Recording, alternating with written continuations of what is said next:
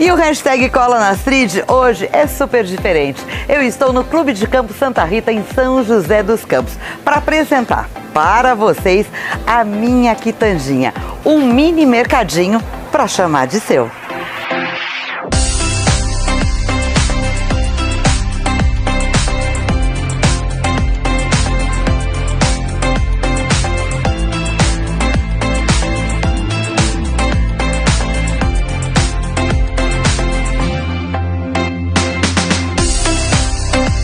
A franquia Minha Quitandinha é muito mais do que um mini mercado autônomo.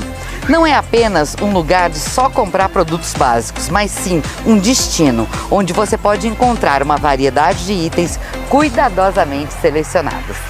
E para acessar a loja é super fácil. Basta você pegar o seu celular, ir lá na Play Store ou na Apple Store, baixar o aplicativo Minha Quitandinha, fazer o cadastro. Depois disso, tá vendo o QR Code aqui? Aí é super fácil, basta você apontar a câmera do seu celular pro QR Code que está aqui na porta e pronto.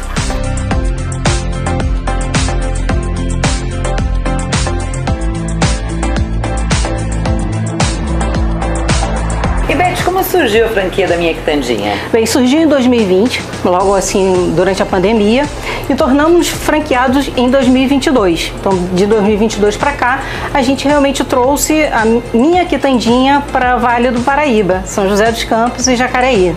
E hoje nós estamos aqui no Clube de Campo Santa Rita, num container. Exato. Existem vários formatos e serve para condomínios, Perfeito. Indústrias, hotéis também, né? Hotéis. Em qualquer espaço que a gente tiver, 2x2, a gente consegue montar um mini mercado. A gente coloca um freezer, uma geladeira, gôndolas. Os produtos são produtos personalizados pelo cliente. Então fazemos uma Legal. pesquisa onde a gente pergunta o que você quer identificar, o que você Perfeito. quer encontrar no mini mercado, na Minha Quitandinha. Então a gente vai construindo um mix de produto personalizado. Então a gente traz segurança, praticidade, tecnologia, dá visibilidade, é dinamismo, né? Imagina assim, você na cozinha, você vai começar a fazer um bolo. Acabou o açúcar. Minha Quitandinha. Perfeito. Você está hoje em dia o sistema de trabalho, né? Ou é 100% home office ou então você está híbrido. Sim. E aí aquele dia inteiro reunião, você deu aquela fome e você ainda não preparou nada para o almoço. A Minha Quitandinha. Você tem lá saladas, você tem pratos prontos, fit, inclusive uma lasanha. Nossa, né? que legal. Você volta depois pro trabalho animado, volta para as reuniões. Eu quero isso no meu condomínio, tá, Beth? Viu? Eu Aí, quero conta isso lá em casa. conosco. Então, assim, segurança, você tem a praticidade e principalmente 24 horas, 7 dias na semana. Então, enquanto os deliveries estão dormindo, a Minha Quitandinha está acordada. E tem custo para quem quer contratar, para o condomínio, para Não, não tem custo. Na verdade, o condomínio cedendo um espaço, a gente consegue colocar a Minha Quitandinha e toda a administração é feita nossa, toda a infraestrutura. Por isso, a franquia ela é associada na ABF, que é a Associação Brasileira de Franchise, então ela tem credibilidade. Então, a gente segue todo um padrão da franquia. E para quem está assistindo a gente e quiser colocar isso no condomínio, na indústria, no hotel, é só entrar em contato através do telefone que está aqui na tela, né? Perfeitamente, perfeitamente, Astrid. É só entrar em contato. O que nós fazemos? Nós vamos ao local, conhecer o espaço, montamos um projeto, né, personalizado também, mostramos e apresentamos uma proposta. Beth, agora, você me dá licença, porque eu vou fazer as minhas compras. À vontade, gente? Astrid. Tchau. Tchau, até mais.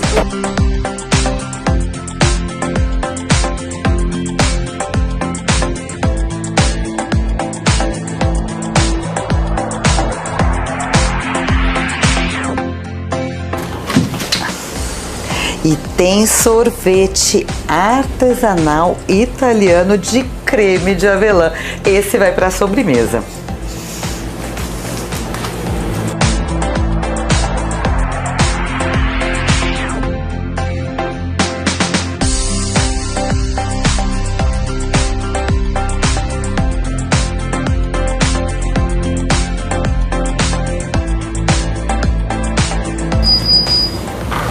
E assim, finalizamos mais um episódio do hashtag Cola na Astrid. Eu com as compras feitas para fazer aquele churrasco em casa. Então, até a próxima semana. Bem-vindo ao Mente Empreendedora, com William Câmara e Gustavo Oliveira. Seja bem-vindo a mais um episódio da Mente Empreendedora, a mente do líder do futuro. Eu sou o William Câmara e hoje eu estou aqui com o Guilherme Mauri e com o Douglas Pena, da Minha Quitandinha. E hoje nós vamos conversar um pouquinho sobre a mente empreendedora. Tudo bem com vocês? Tudo bem, William? Obrigado pelo convite aí. Tudo Prazer bom, William? Prazer. Prazer estar com vocês. Bom, antes de mais nada, eu vou precisar que vocês se apresentem, que eu só dei de onde vocês, de que empresa que vocês são. E aí a gente vai entender um pouquinho mais de vocês aí. Conta para nós aí, Guilherme. Quem é você? Vamos lá. Bom, eu sou de São Paulo, natural de São Paulo. Apesar de a gente ter aberto a empresa aqui em Santa Catarina, foi uma opção de vida mesmo, vim para um lugar mais tranquilo, eu acho que ajuda na criatividade aí da mente empreendedora, né? Eu fiz minha carreira no mercado financeiro em São Paulo, em fusões e aquisições, um mercado totalmente diferente.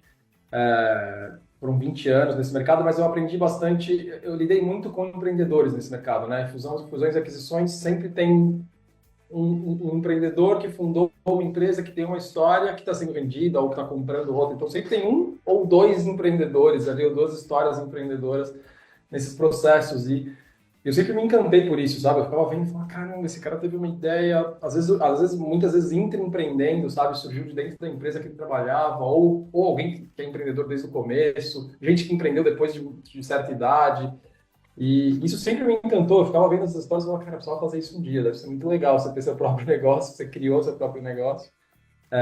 E aí, paralelamente a essa carreira, eu comecei a empreender em São Paulo mesmo, um restaurante, outras coisas, construção, outras coisas.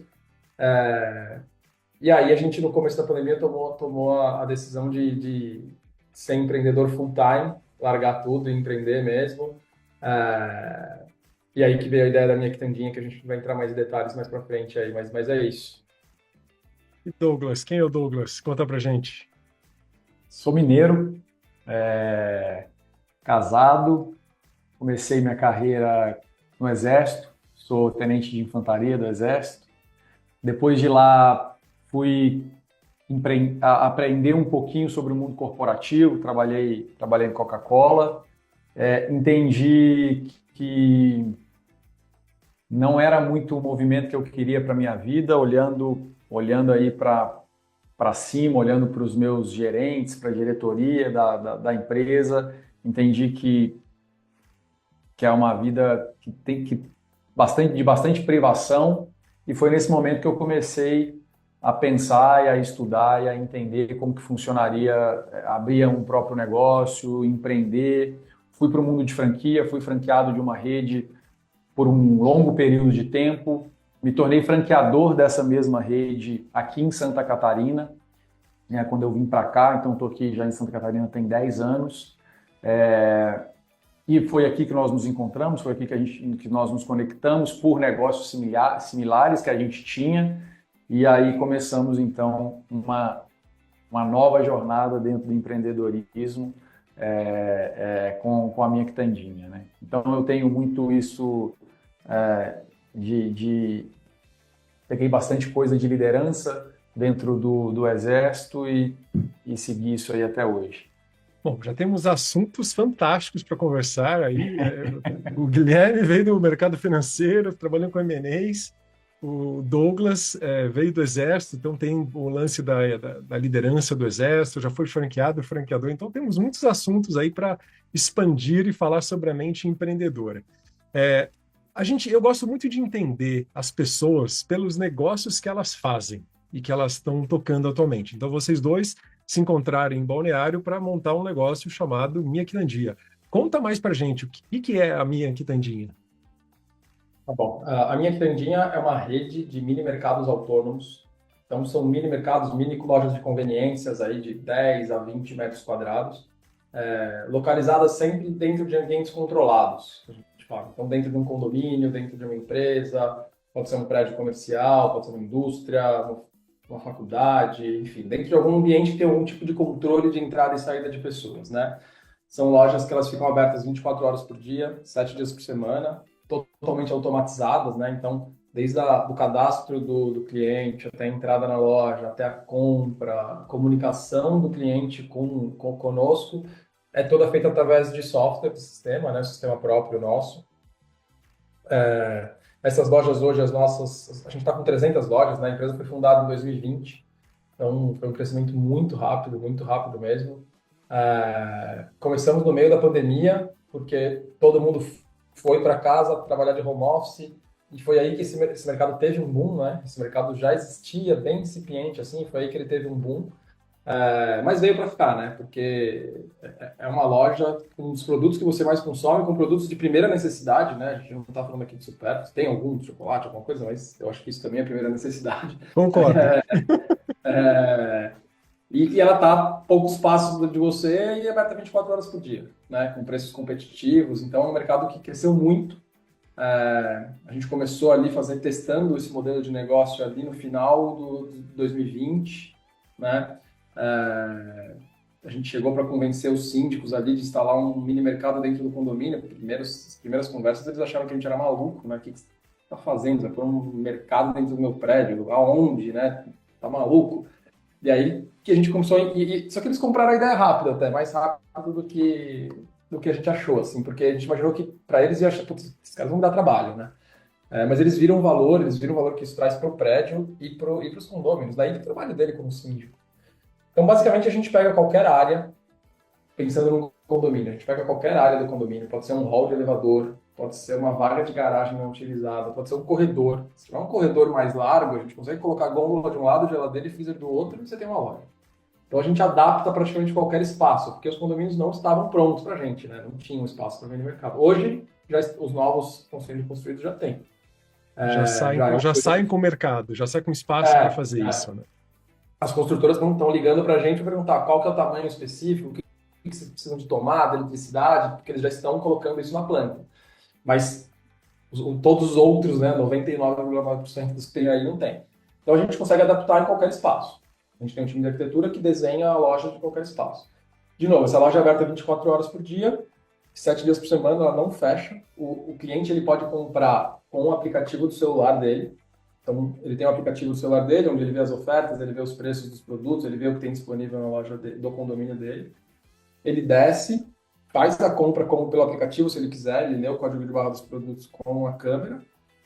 Ou, se ele quiser, tem um totem de autoatendimento também, né? Uma tela grande, que ele consegue fazer toda a compra dele ali direto, lê o código de barras, faz o pagamento crédito, débito ou Pix, e ele leva para casa, né? É um mercado que muita gente chama de mercado de honestidade. Porque não tem ninguém na loja ali para ver se alguém está roubando, se o cara para comprovar, né?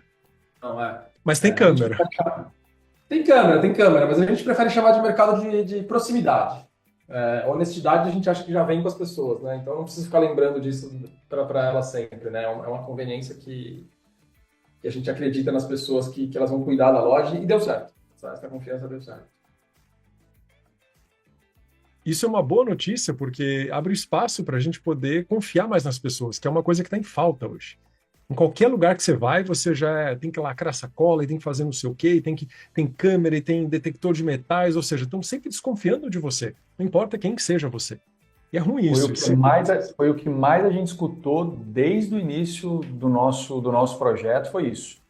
Do síndico, do morador, depois do nosso franqueado. Qualquer pessoa que tem interesse no nosso negócio, essa é a primeira pergunta que é feita, referente a furto, a perda, como que funciona, tem, não tem. E é uma coisa que a gente não coloca em pauta dentro da empresa, é uma coisa que não nos preocupa, não vai para uma mesa de reunião, não é um número que está fora do planejado, não é um número nem sequer maior do que um varejo tradicional. Eu te digo que um varejo tradicional hoje tem muito mais perda do que dentro das nossas lojas. Acho que pelo fato da gente estar levando essa qualidade de vida, ajudando a qualidade de vida ali do morador, colocando uma loja muito próximo dele, fazendo com que ele evite filas, fazendo com que ele não tenha que pegar carro, fazendo com que o filho dele não tenha que sair à noite para comprar alguma coisa no mercado, acho que acaba gerando essa reciprocidade aí, eles não... Enfim, acho que é o que o Guilherme falou, a gente acredita que a honestidade já existe, né? Ela está dentro, o cara que for fazer uma coisa de errado na nossa loja, ele vai fazer em qualquer outra loja, em qualquer outro lugar. Não é pelo fato dela não ter um atendente lá que ele vai isso vai aflorar nele, né? Se ele não tem isso dentro dele, não vai acontecer. Isso eu acho que é algo que a gente vê muito fora do Brasil, né, em países mais prósperos. É muito comum você ver esse autoatendimento em qualquer lugar. Até no aeroporto você tem autoatendimento e você fala, não tem ninguém, não tem ninguém. Você vai lá e passa, paga o produto e acabou. Mas aqui ainda é algo que a gente tem esse problema de confiança ainda, e eu acho que isso é uma semente para dar aquele alívio para as pessoas, sabe? Eu tenho a responsabilidade de pagar aquilo que eu pego e assim por diante, né? Uma educação E, muito William, boa. até para reforçar essa semente, a gente está falando aqui hoje, não de todas, mas de quase todas as camadas de população que a gente atende hoje, tá? Então a gente atende Imagina. A, B, C, então, e não difere, os números são iguais. Vamos dizer assim, a honestidade das pessoas é a mesma.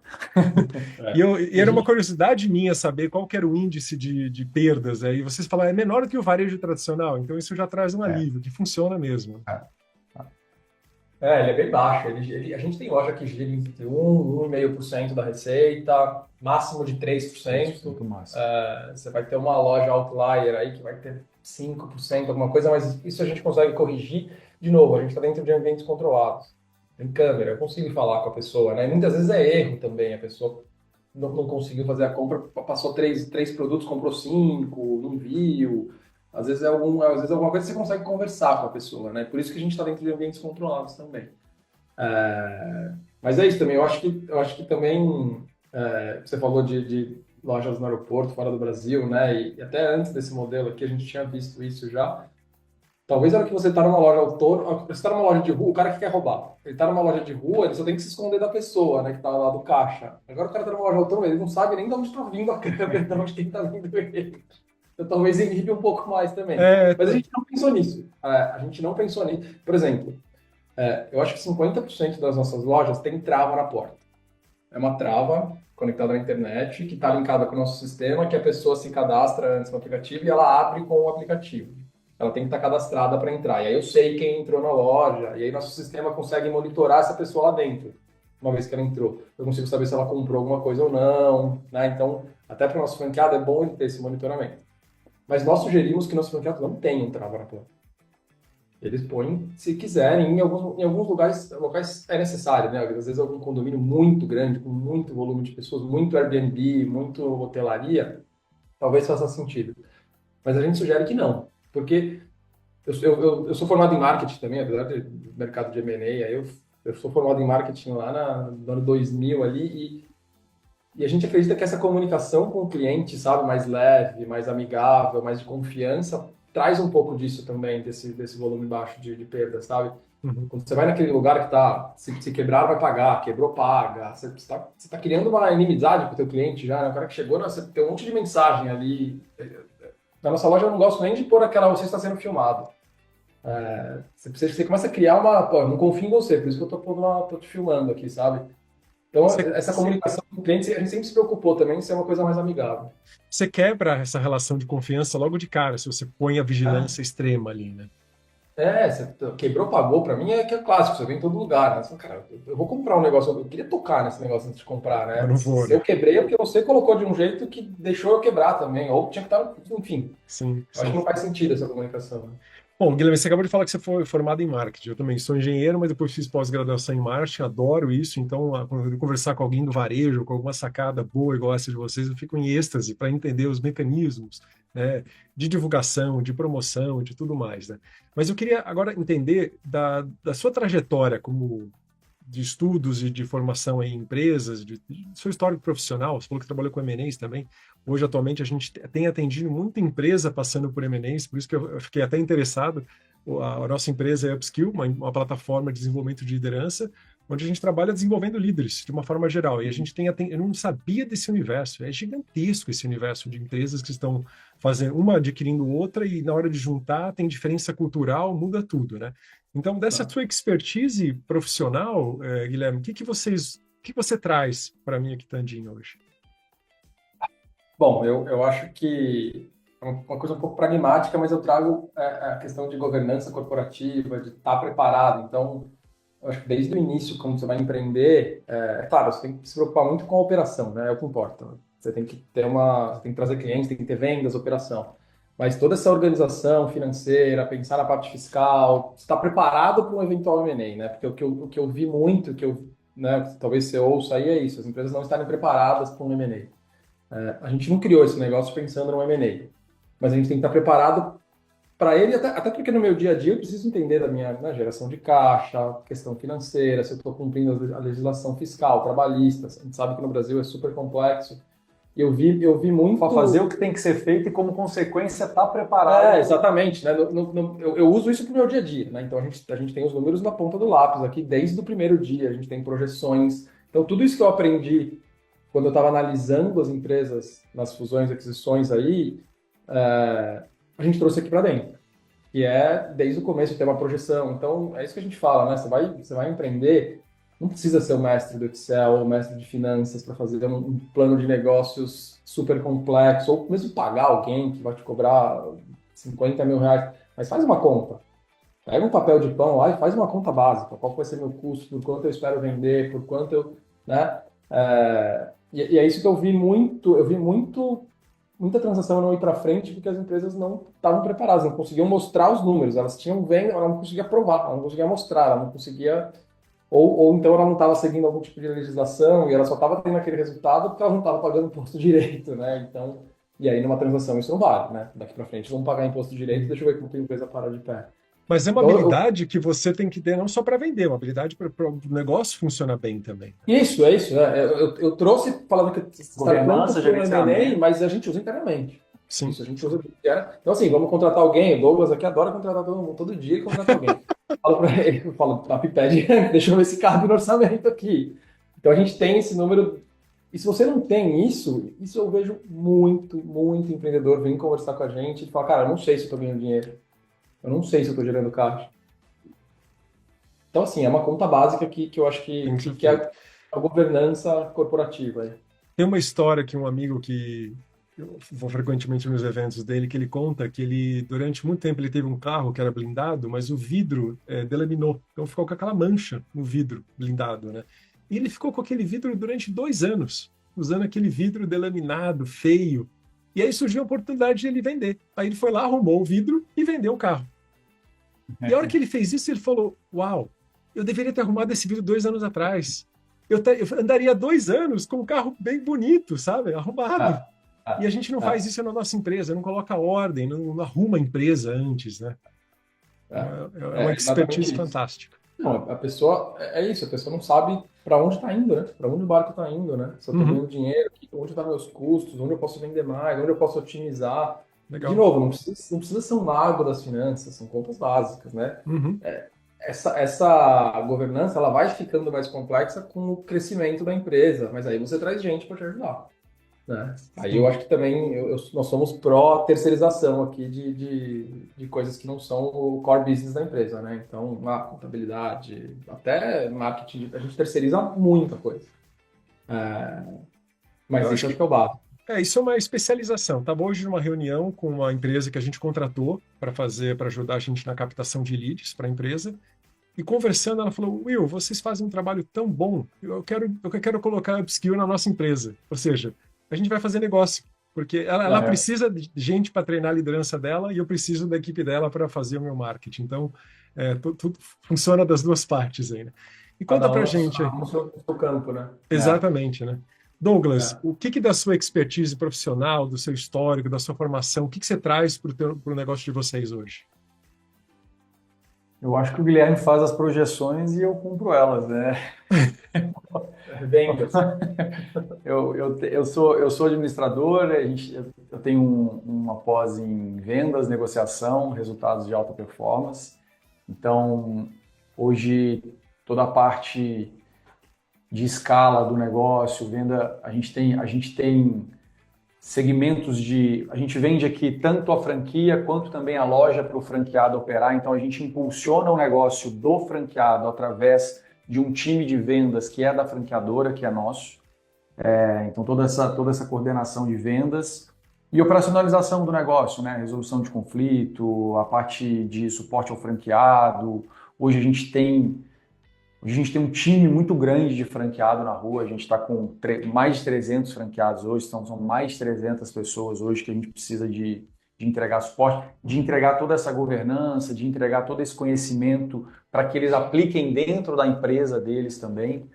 Então a gente tem eu acho que principalmente formação de time, formação de equipe aqui dentro. A gente hoje tem os times muito bem definidos, muito bem formados, muito incentivados, vestem a camisa da empresa, gostam do que estão fazendo, gostam da segunda a sexta, gostam de estar aqui no ambiente de trabalho.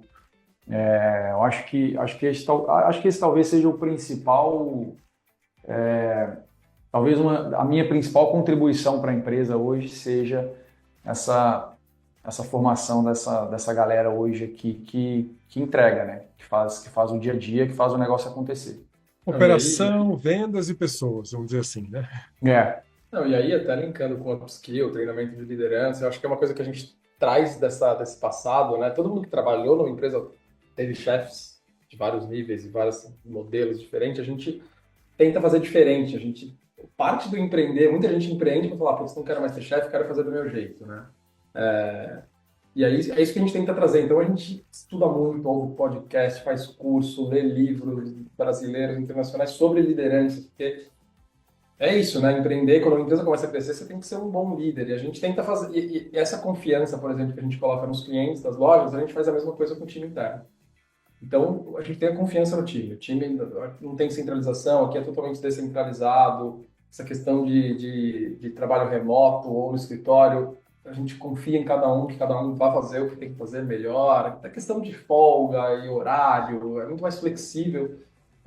Todo mundo tem salário variável, como o Douglas falou, então todo mundo veste a camisa da empresa mesmo, né? Todo mundo está junto com o crescimento e qualidade. A gente não está... Esse salário variável também é baseado em qualidade, não só em crescimento, qualidade de atendimento, nota dos clientes, nota dos franqueados e tal. Mas essa confiança que a gente põe nos clientes da loja, a gente também coloca no time aqui dentro. Isso cria líderes, né? Então, hoje, todos os líderes que estão aqui dentro dessa empresa foram criados aqui dentro. 100%. A gente não contrata líder de fora.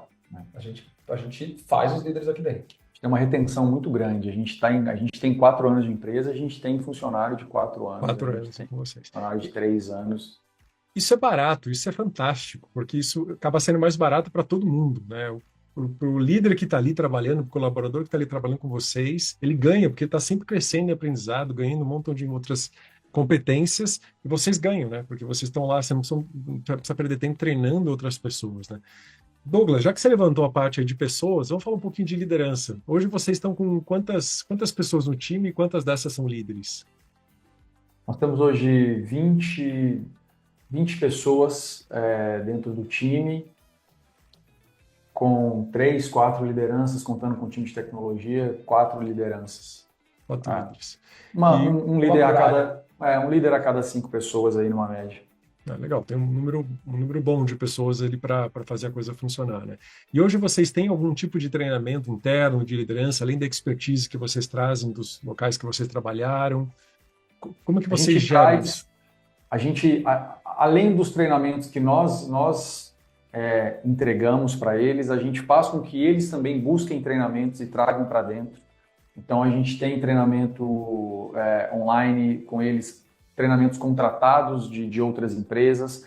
A gente faz com que eles apliquem treinamentos também. Então, os líderes também são responsáveis em aplicar treinamento não só para a equipe deles, mas para a empresa. Então, todos os treinamentos aqui, eles não são treinamentos de equipe, eles são treinamentos de empresa, independente da área. Então, se a gente está tendo uma palestra de vendas, todo mundo está escutando essa palestra de vendas, a área operacional está escutando, a área de marketing está escutando, a galera de tecnologia está escutando. A gente tenta fazer todos os setores ou todas as pontas entender o máximo possível do business, do que a gente está cuidando aqui hoje, qual que é o nosso propósito aqui dentro hoje, né, quais são as nossas metas.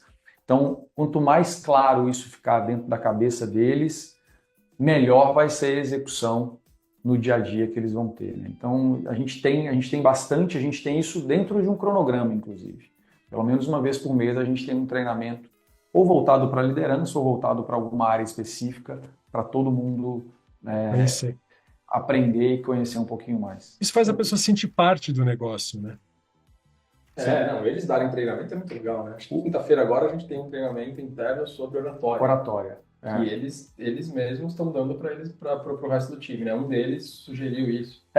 Um deles busca um tema, eles jogam lá no survey lá, eles buscam um tema, o cara se especializa em pouco tempo naquele tema, ou ele traz alguém que é especialista naquele tema e aplica isso. O nível de pertencimento que você falou aí agora, nós temos aqui pessoas que têm um nível de pertencimento, um senso de dono talvez maior do que o nosso hoje. Então, mas é loucura. Era isso que eu ia continuar, que você fala de liderança. Eu acho que a gente fez isso muito bem nos 4 anos, 4, 5 anos de vida, eles querendo ou sem querer, acho que um pouco de cada, que foi liderar, por exemplo. Né? Então, acho que esse é melhor do que qualquer curso, do que qualquer aula, do que qualquer conversa, né? Que é o dia a dia, né? Como a gente lida no dia a dia com as situações, como a gente toma decisões, né? Esse, para mim, é o maior treinamento. Hoje eu vejo eles seguindo mais ou menos o que a gente faz, o que a gente fez. Cara, isso é sensacional. E falando um pouco de retenção de pessoas, de fazer líder interno, eu acho que quem não, a gente tem os nossos valores e o mais importante do que chegar alguém aqui super preparado com MBA em Harvard, Yale e tal, é ter os mesmos valores. E aí o resto a gente treina. E é isso que a gente vê, né? Quem não tem os mesmos valores, você vê que com o tempo, mesmo que a gente não percebe, não manda embora, sai da empresa, né? E as pessoas que ficam aqui são as que compartilham os mesmos valores e estão se bebendo dessa fonte aí de conhecimento, de liderança, crescendo, vendo oportunidade. Né? A gente conseguiu fazer com que eles entendessem essa cultura da empresa, né? Óbvio que a gente é uma empresa drivada por resultado, é uma empresa que dobra de tamanho a cada ano, vem dobrar de tamanho nesses 4 anos, mas a gente não toma uma decisão de uma rescisão ou de uma contratação baseada em resultado. Ela é baseada na cultura, ela é baseada no dia a dia dessa pessoa, do que essa pessoa, qual que é o nível de comprometimento dela com a empresa e principalmente qual que é o nível de comprometimento dela com os pares, né, com os que estão do lado dela. Isso que é o mais importante. O resultado é importante, mas a cultura e os valores bem alinhados fazem diferença aí, quando a gente vai fazer uma avaliação mesmo, né? A performance, a gente ensina a performar mais, a gente provoca, né? É fácil mexer. A cultura já dá um pouco mais de trabalho. Por isso que a gente consegue vender tão bem o nosso trabalho, porque a gente atua muito nessa parte de pessoas, de alinhamento de valores, de despertar o engajamento que aquele líder precisa, de equalizar a cultura, de mexer em coisas que às vezes a empresa não consegue mais. Já tentei de tudo. Teve um cliente recente não, já tem mais de um ano, e ele falou, vou testar vocês. Era um cliente bem grande, ele pegou as 20 e poucas lideranças piores da empresa dele. Que esses aqui ou eu mando embora, ou vocês arrumam, ou a gente manda embora. E a gente arrumou. 2 saíram, então tivemos uma queda de 10%, mas o restante a gente fez eles performarem, se conectarem de uma forma absurda. E a gente está renovando e colocando outras lideranças agora no lugar desses. Ou seja... Eu acho que é isso, né, William? Eu acho que se você consegue alinhar a cultura dessa pessoa, é uma pessoa que foi recuperada. Uhum. O resultado dela vai aparecer por causa que a cultura é forte, a cultura vai fazer ela chegar naquele resultado, a empresa vai fazer ela chegar naquele resultado, os pares dessa pessoa vai fazer ela chegar nesse resultado, porque isso está alinhado com a cultura. É basicamente isso. É quase como aquela força de manter o cliente, que é muito mais baixa do que você ir atrás de um novo, né? É a mesma coisa. Né? Total. Total. E eu vejo muita gente saindo ao longo da vida, muita gente saindo de empregos, muito por ter líderes ruins, né? Eu acho que a maior parte é por terem líderes ruins, chefes ruins, mas muito porque não entende a cultura da empresa, ou não entendeu, ou não recebeu direito essa cultura da empresa e não está dentro ali, né? Eu acho que nos últimos 4, 5 anos eu ouço falar muito mais de cultura da empresa, né? Eu acho que também é algo que com o trabalho remoto que acelerou na pandemia se falou mais, né? Que essas empresas que não tinham uma cultura enraizada se viram com problemas, porque todo mundo estava em casa, fora do ambiente de trabalho, e aí é muito mais difícil você enraizar a cultura, né? Se falou muito mais nisso porque se viu a importância disso, né? Como é importante ter uma cultura organizacional. É aí que se mostra a inaptidão do líder de regar a cultura mesmo fora do ambiente de trabalho. Tem um dado do Gallup de 2022 que fala que 75% das pessoas que deixaram os seus postos de trabalho foi por causa de relacionamentos ruins com seus líderes. Ou seja, o líder não conseguiu fazer aquela interface naquela circunstância de trabalho híbrido ou remoto. E isso se estende até o presencial. Um pouco mais fácil no presencial, essa disseminação da cultura, dos processos, de tudo que tem que ser feito, mas também tem seu desafio, também tem. A gente atende muitos clientes que trabalham 100% presenciais e tem esse desafio, inevitavelmente. Principalmente nesse cenário aí nosso de startup, né, onde você tem um crescimento muito rápido, muitas pessoas novas entrando, várias culturas diferentes entrando dentro da sua cultura, você fazer esse processo de unificar tudo e talvez até ter que entender um pouquinho a mente do outro lado, a cultura que esse cara está trazendo, ambientar ele, é um processo bastante dificultoso, não é um processo fácil. Não, e a gente veio sendo treinado a vida inteira desse outro jeito, né? De resultado, de crescimento, de dane-se a cultura. Todo lugar que você trabalhou, você tinha um chefe ou a empresa era assim. Então, a gente cometeu erro aqui, né? A gente contratou gente por causa de currículo. Não ficou.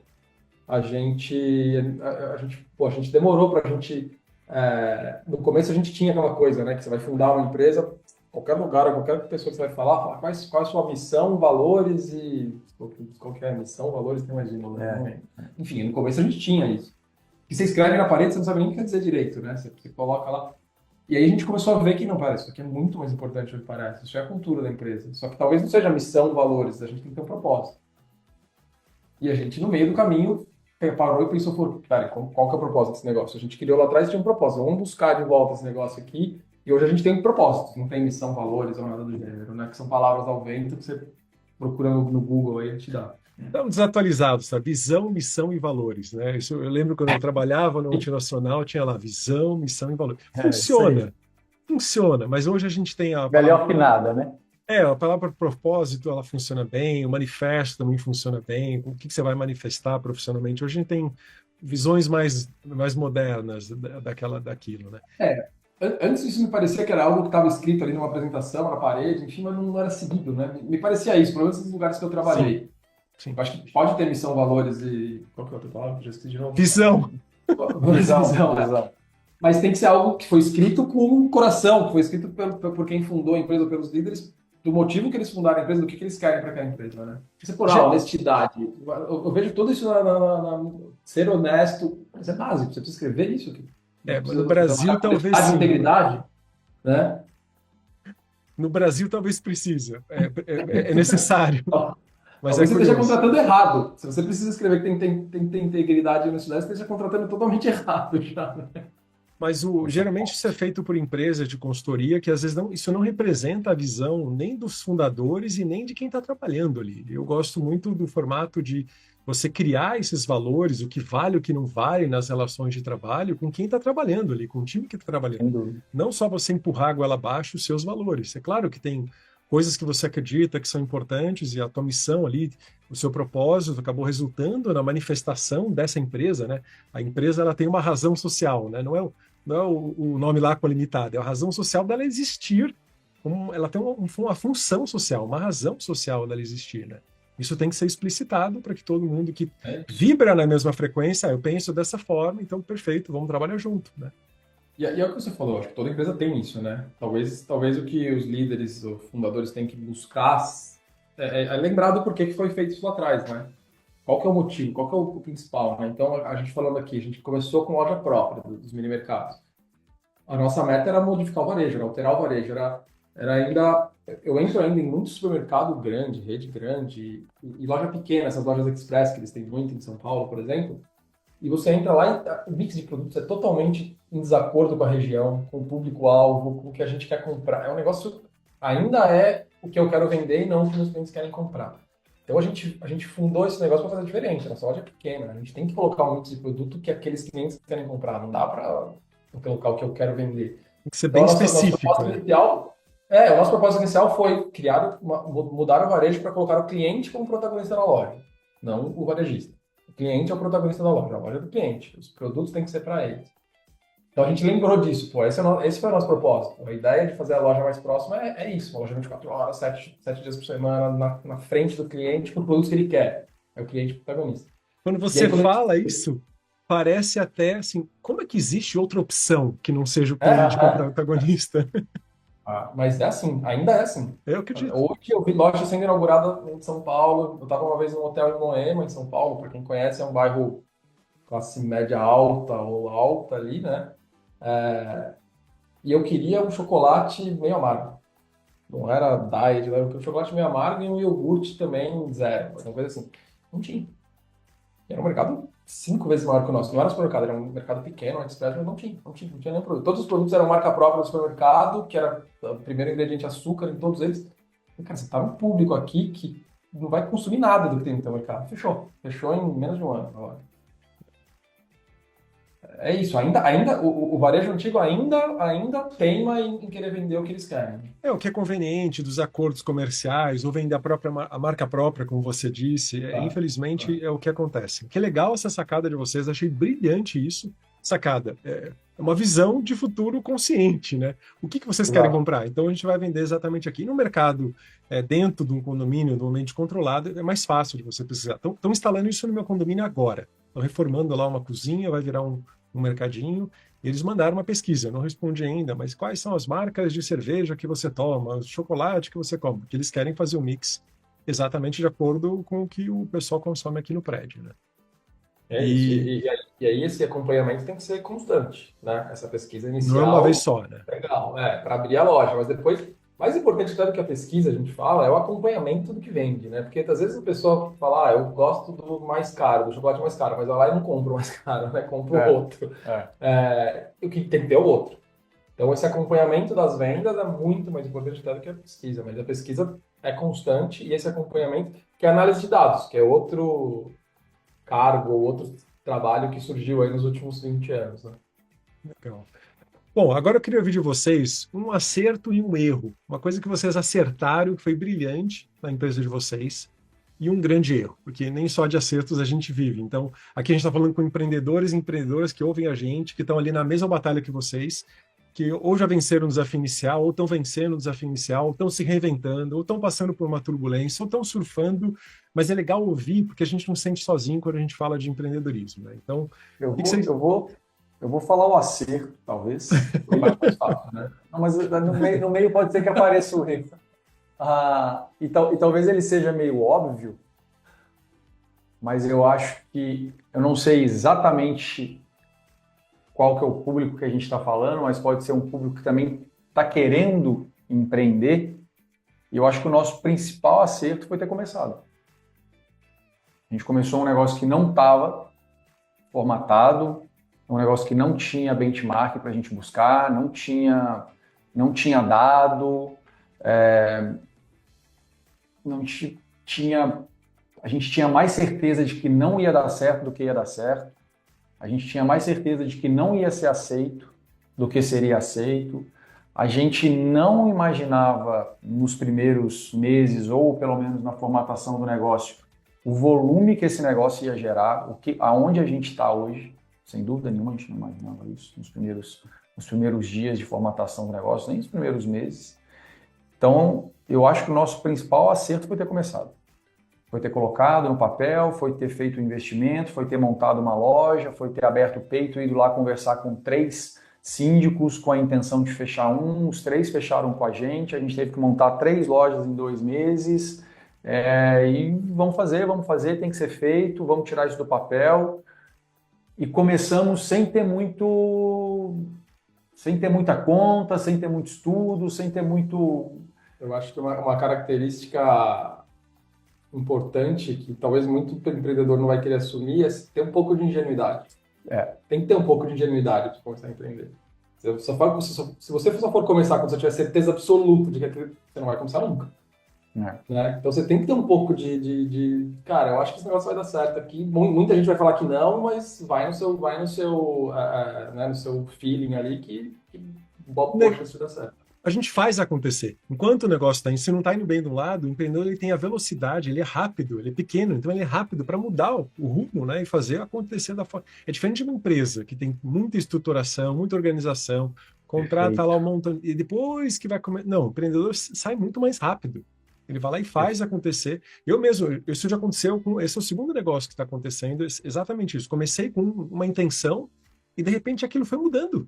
foi realmente shiftando para um outro lugar que eu não imaginava que eu ia chegar.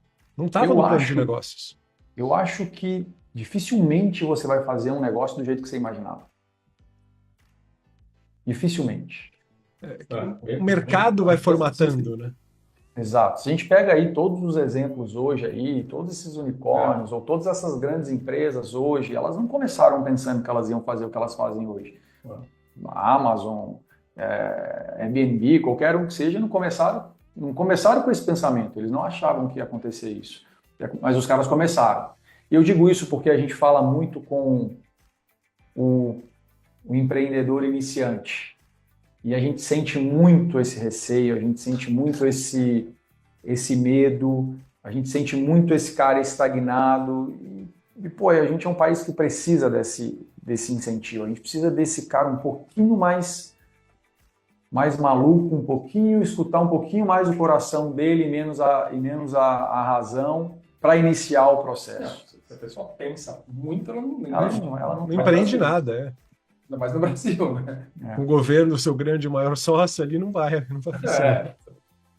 Instabilidade jurídica, imposto e por aí vai, né? Se a gente for falar tudo aqui, então é isso. Eu acho que talvez a gente ter começado esse negócio foi um grande acerto. A coragem de começar, de empreender, tem um pouquinho de loucura ali, não se preocupar muito com detalhes e fazer a coisa acontecer, senão a gente não faz nada. Né? Trabalhar, na verdade, ou empreender, é uma diversão, é gostoso. Ah, mas ganha, perde dinheiro? Sim, a vida é assim, mas a gente está se divertindo, a gente está evoluindo.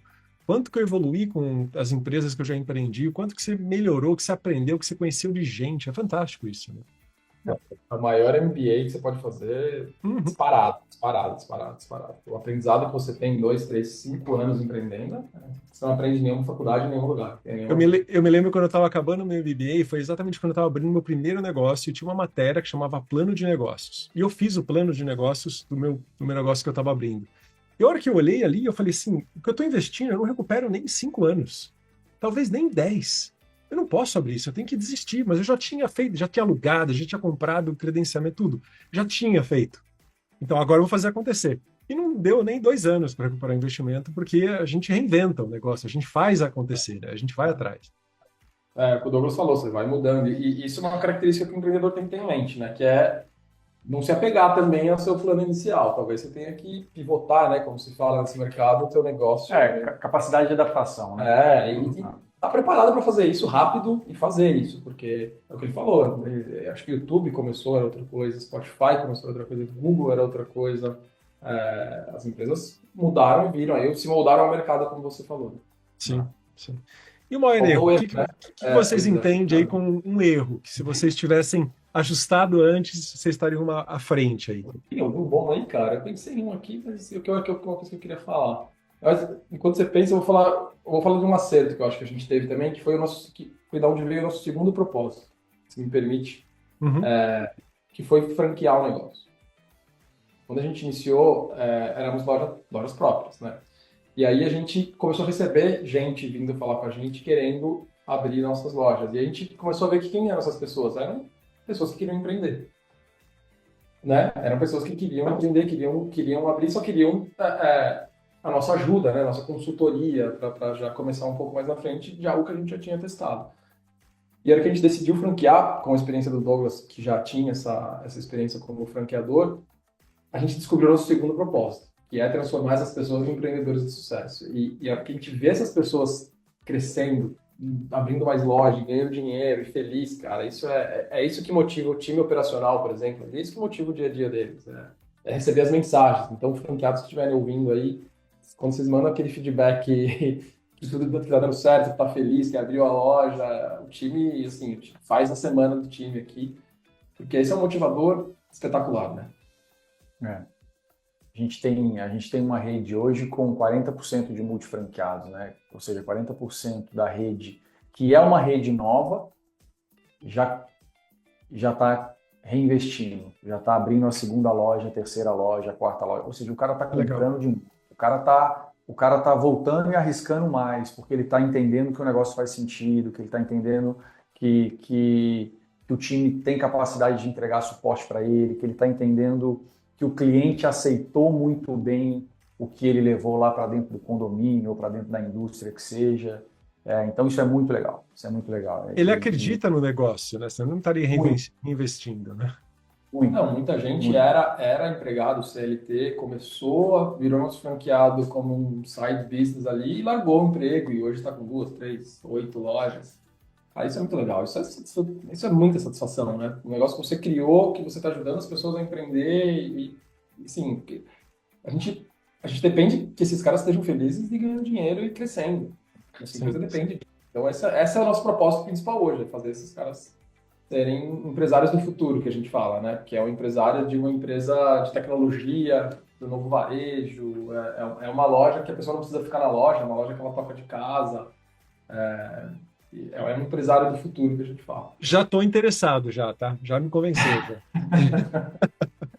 Cara, de erro, assim, eu acho que a gente tem vários erros todo dia. Eu ia falar que não precisa ter, tá? Mas pô, pode ser que não tenha, por isso vocês estão tão Mas bem. óbvio que tem, óbvio que tem. É difícil lembrar um grande erro, né? Todo dia a gente comete erros e conserta. O que eu acho que é principal é consertar o erro rápido. Mas eu acho que um erro que eu vejo muita gente fazer, às vezes a gente se pegou fazendo isso nos 4 anos, é pensar na empresa como pensar em dinheiro, pensar em vendas, pensar em esse negócio que tem que dar dinheiro rápido, pensar no M&A, ficar pensando naquela coisa, tudo isso, a empresa dar dinheiro, a empresa crescer, vender mais, um eventual M&A, um eventual investimento, porque hoje você é bombardeado com notícias, né, de unicórnio, empresa que recebeu 600 milhões de dólares, você fica achando que, puta, só eu não recebi, eu acho que se você fica olhando muito isso, focando muito nisso, você esquece do teu propósito.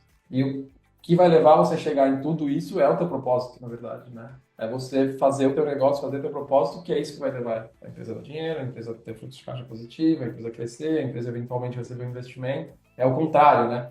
Porque hoje a gente é bombardeado para pensar desse jeito. E eu vejo muita startup, muita empresa começando ultimamente pensando nisso. Eu fiz isso para dar dinheiro, eu fiz isso para ganhar dinheiro, eu fiz isso para ficar rico, eu fiz isso para vender. Isso não é Vai propósito. funcionar. Isso não é isso não, se começou assim, sim, a chance de dar errado é grande. Então, pelo menos tenta encontrar seu propósito ali no meio do caminho e aí talvez você chegue nesse seu resultado, né? O sucesso é resultado de um trabalho bem feito, todo dia ali, né? É isso que faz a diferença. Mas tem gente que só olha para o pote de ouro. Não curte o caminho, não aprende com o caminho, não melhora. E aí, E a gente fica se repetindo isso quando a gente vê uma notícia, assim. A gente fala, cara, mas isso aí continua no nosso. Eu não falo que a gente cometeu esse erro, mas eu acho que é um erro que a gente, às vezes, no dia a dia se pega ali e a gente já se corrige. E é mais eu tô falando isso para uma lição para os outros também. Para quem tá pensando assim, tentar mudar o... Porque isso é um lado super positivo de você ter uma sociedade muito bem formatada, né? Sempre tem um que vai te puxar de novo, não, coloca os 2 pés no chão aqui, não é para isso que a gente veio, o nosso propósito é esse, não é esse. Acho que isso é muito bom. Eu acho que, inclusive, isso é um grande acerto nosso também. A gente tem muito pé no chão. A gente sabe muito bem para onde a gente está indo, a gente tem muito claro aonde que a gente quer ir, qual que é o caminho que a gente quer trilhar. Obviamente, se algo acontece no meio do caminho, ok, mas é simplesmente consequência. Não é meta, não é um negócio que a gente foca, não é algo que a gente gasta energia. Então, até isso eu acho que é um acerto nosso. Nos pegamos pensando nisso várias vezes, mas sempre tinha essa puxada para baixo de novo, falando, não, vamos aterrissar aqui, esquece o que está acontecendo no mercado, vamos fazer o nosso. Né? Legal. Bom, uma última pergunta que a gente tem feito regularmente nessa entrevista sobre o impacto da inteligência artificial no negócio de vocês. Mas não a parte administrativa, de marketing, que a gente tem usado aí, as LLMs, mas lá para o cliente, para a evolução, para a escalada do negócio. Vou te dar um exemplo aqui. A gente fundou a Upskill, que são mentorias com mentores reais, com experiência de 10, 20 anos, que vão lá mentorar os seus líderes para que eles performem bem, com desafios do dia a dia, com uma jornada de evolução, ou seja, é alguém que o seu líder não vai estar sozinho, ele vai crescer. Só que a gente notou que a inteligência artificial, ela tem competência para fazer tudo muito bem. Então, hoje eu me virtualizei como mentor ali numa inteligência artificial, tenho 6 livros escritos, tem um monte de artigos, ou seja, todo o material, toda a minha criação intelectual está ali numa LLM que consegue dar resposta seguindo um padrão que eu escolhi para desenvolver um líder. Então, claro, não é a solução master ali, tem caso a caso que precisa de uma pessoa real, mas hoje a gente consegue levar um pouco da inteligência artificial para entregar o nosso trabalho, para facilitar o nosso trabalho. E como que vocês veem o impacto da inteligência artificial na minha quitandinha, na evolução, no desenvolvimento aí da empresa de vocês? É de varejo, eu sei, não tem jeito, vocês vão ter que estar lá na ponta, mas como que você vê o impacto da inteligência artificial ajudando vocês? Bom, Tecnologia, né? é uma loja autônoma, né? Então, quanto mais a inteligência artificial se desenvolver, quanto mais a gente usar, vai ser... Então, você pensa no empreendedor ali, no nosso franqueado, na hora dele gerenciar essa loja, dele entender o mix de venda de produtos que ele tem que colocar na loja. Então, a inteligência artificial vai ajudar ele a comprar melhor. Deixa eu só voltar um passo. Você falou, mas muito brevemente, todo esse processo de automação da loja, né? Então, o self-checkout para o cliente, a experiência de compra do cliente, e o outro lado, que é do empresário, que é toda a parte de gerenciamento dessa loja ou dessas lojas que esse cara, como eu te disse, o nosso franqueado hoje, ele está virando cada vez mais um dono de multilojas, né? Então todo esse gerenciamento, ele foi feito por nós. Esse sistema foi todo feito por nós. Então hoje a gente tem um time de tecnologia nosso, onde a gente desenvolve toda essa parte de experiência de usuário e toda essa parte de gerenciamento do franqueado também, que aí é o ponto que o Gui estava entrando aqui de análise. Acho que a gente não deixou isso claro, né? A gente hoje é uma empresa de varejo e tecnologia. É meio a meio, né? A tecnologia hoje é onde a gente talvez gasta mais tempo, porque é algo que você não para de se desenvolver. Sei bem como eu é. acho que Eu sei bem como é. Não, Olha, a hora que você perguntou do erro e acerto, eu pensei nisso, porque lá atrás, quando a gente pegou um investimento para fazer nosso software, os investidores falaram: vocês têm certeza que vocês querem entrar nesse mercado? Eu não faria isso se fosse vocês.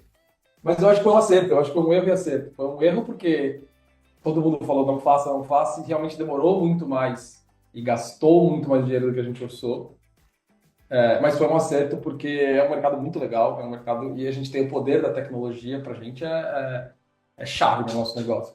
Mas é um mercado muito legal e eu acho que a inteligência artificial vai ajudar muito o varejo ainda. Vai ajudar o cliente final da loja a comprar. Então a gente vê a Amazon com aquela experiência de compra que você entra sem cartão de crédito, sem ninguém, a câmera reconhece o produto, a hora que você sai da loja ela já cobra de um cartão, ela sabe se você pegou o produto e colocou em outra prateleira.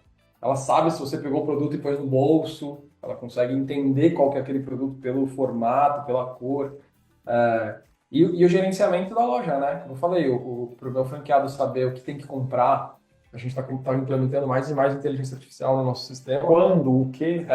Para entender sazonalidade, para entender shelf life do produto. Você não comprar produto que vence muito rápido, comprar menos. Então, a inteligência artificial, coisas... De novo, né? Quando a gente fala, putz, como é que o varejo viveu sem isso até hoje, né? Mas viveu, né?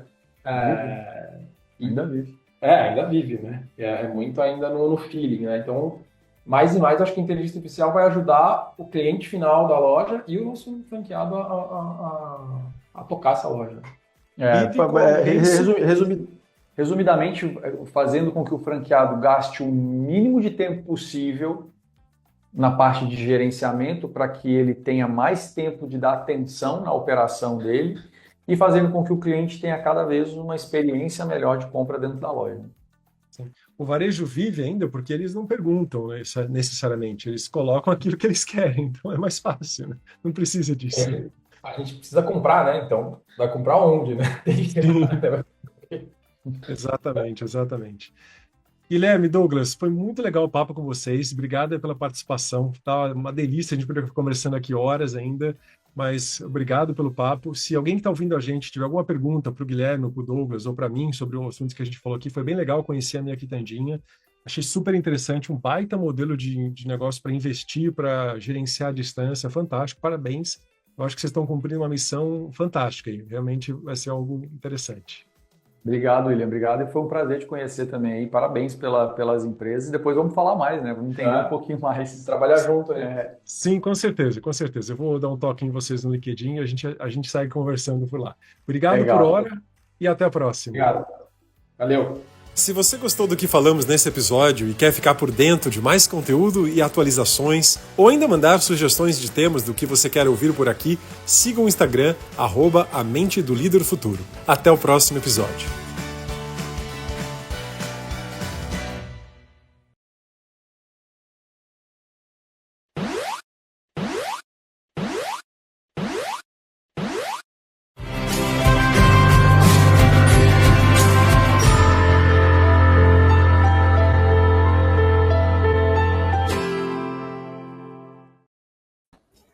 Olá pessoal, bom dia. Quero agradecer a oportunidade de estar abrindo mais uma live, a nossa live número 1084.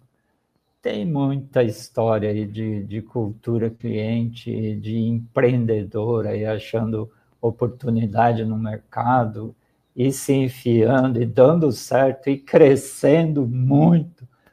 Mas, sobretudo, falando, pensando no cliente. Esse é um dos cases que nós vamos contar hoje, né? Por um dos fundadores, que estamos falando aí do mercado de vizinhança, é isso, né? Não, de proximidade, né, Guilherme? Proximidade. Proximidade. Tem muito nome, na verdade. Mas a minha quitandinha também, né? Até o próprio nome, né? Vocês foram bem criativos, hein? Bom dia, obrigado por estar com a gente, Guilherme. Bom dia a todos os telespectadores, ouvintes, internautas. Aliás, bom dia, boa tarde, boa noite, né? Pode ser a qualquer hora, né? Show. Todo mundo que está aí, obrigado. Obrigado pelo convite de vocês. É isso, né? Um mercado que surgiu na pandemia, essa indústria, né, do mercado de proximidade. Eu acho que a pandemia só acelerou esse processo, que é algo que veio desde o advento da internet, lá 35 anos atrás, talvez, e é uma das facilidades que a internet trouxe para a gente, que é trazer para o cliente essa proximidade, essa personalização e conveniência. Né? Eu acho que essas são as três principais palavras aí e vamos falar um pouquinho aí como que a gente chegou de 0 a 300 lojas em 4 anos. E começando dentro da pandemia. Deu uma cortadinha ali, né? Tá bom a gente saber, mas deu para concluir a frase do Guilherme. Deu para me ouvir? Deu. A gente conseguiu concluir. Mas eu te instiguei, ainda bem que você não ouviu, porque aí nós aproveitamos e damos um bom dia para o Natia para trazer ele para a conversa também, né? Bom dia, Natia. Mais um. Bom dia. Bem-vindo aí, garoto. Obrigado, bom dia para o Guilherme, bom dia aí para a audiência que vai chegando, é isso, né? Antes da gente começar aí o bate-papo de vez, só dar alguns recados aí, né? Começar agradecendo a presença do público, e gosto sempre de lembrar, né? Falando aí de muito conteúdo, né? De 1084 lives, então gosto também sempre de lembrar do pessoal visitar o Cliente SA Play, nosso canal no YouTube, que hoje já conta com mais de 3.400 vídeos, se consolidando como principal canal do mercado de gestão de clientes. Então lá vocês vão encontrar aí líderes de diferentes setores falando sobre cultura cliente, tendências, transformação digital, inovação. Tem as lives anteriores, drops com os entrevistados, cobertura de eventos e inclusive já está lá, né, disponível a última edição do Cliente SA News, nosso outro programa, esse em um formato mais descontraído e bem interativo. Realizado aí na última segunda-feira, né? Nessa edição nós recebemos aí a Thaís Pinto, do iFood, a Danusa Correia, do Grupo Energisa, e o Vladimir Valadares, da V2 Consultos, para refletir sobre o que faz uma empresa ser benchmark global em experiência do cliente. Então, vale a pena conferir esse bate-papo, ele está disponível na íntegra lá no canal.